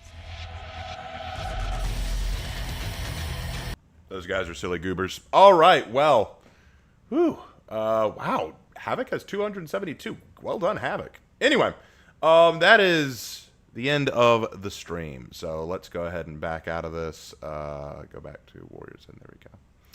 All right. Well, guys, that about wraps it up. Before we go, a couple things that I do want to say. Thank you all for joining me today. Really, really appreciate it. You guys are the reason I do this, and it really means a lot to me. I want to apologize first and foremost for how things started off on the stream. I was tired and still stressed out about some of the stuff going on at work, and I let criticism get to me that I shouldn't have, so I apologize for that. I'm glad that we brought it back around, though. The Warriors Den stream was cool. I like what I saw. The hero skin looks really, really good. The lore, I'm going to need to read it to see for sure whether it's good or bad. The game mode looks fun. I look forward to playing it with my friends and with you guys. Also, I am very excited for the new effects and executions and all that fun stuff that comes along with it. I hope they do a throwback to the Zorogumo unique executions and effects, because I really, really like those, and I want those back. I want to get more of them, so please bring those back, Ubisoft. I will give you money. I will give you steel to get that stuff. It's really good. And I like the patch notes for the most part. Other than the Virtuosa thing, which I think needs a little bit more to it, I think that everything that they did was good. None of it's super big. It's not game-breaking or changing. And I think that it was all necessary stuff. I think that it was all good stuff. So honestly, very, very good job, I would say. So overall, thank you all so much for joining me today. Also, a reminder, today I will be releasing my first video in the For Honor 2 concept series. That comes out at 5 o'clock today. 5 o'clock today, my new For Honor 2 concept series begins. You'll get to see the first episode of that at 5 o'clock. And later today, don't know when, I'll be releasing a brief summary video on this Warriors Den. It won't be super long because there isn't a whole lot to talk about, but I will be releasing that later today. I'm going to go get some lunch, and then I will be back to do all that. So, thank you all so much. Again, sorry about how the stream started. Hope you guys had a good time. Show some love to your friends and to your family, and I look forward to seeing you all on the battlefield later. Take care, guys.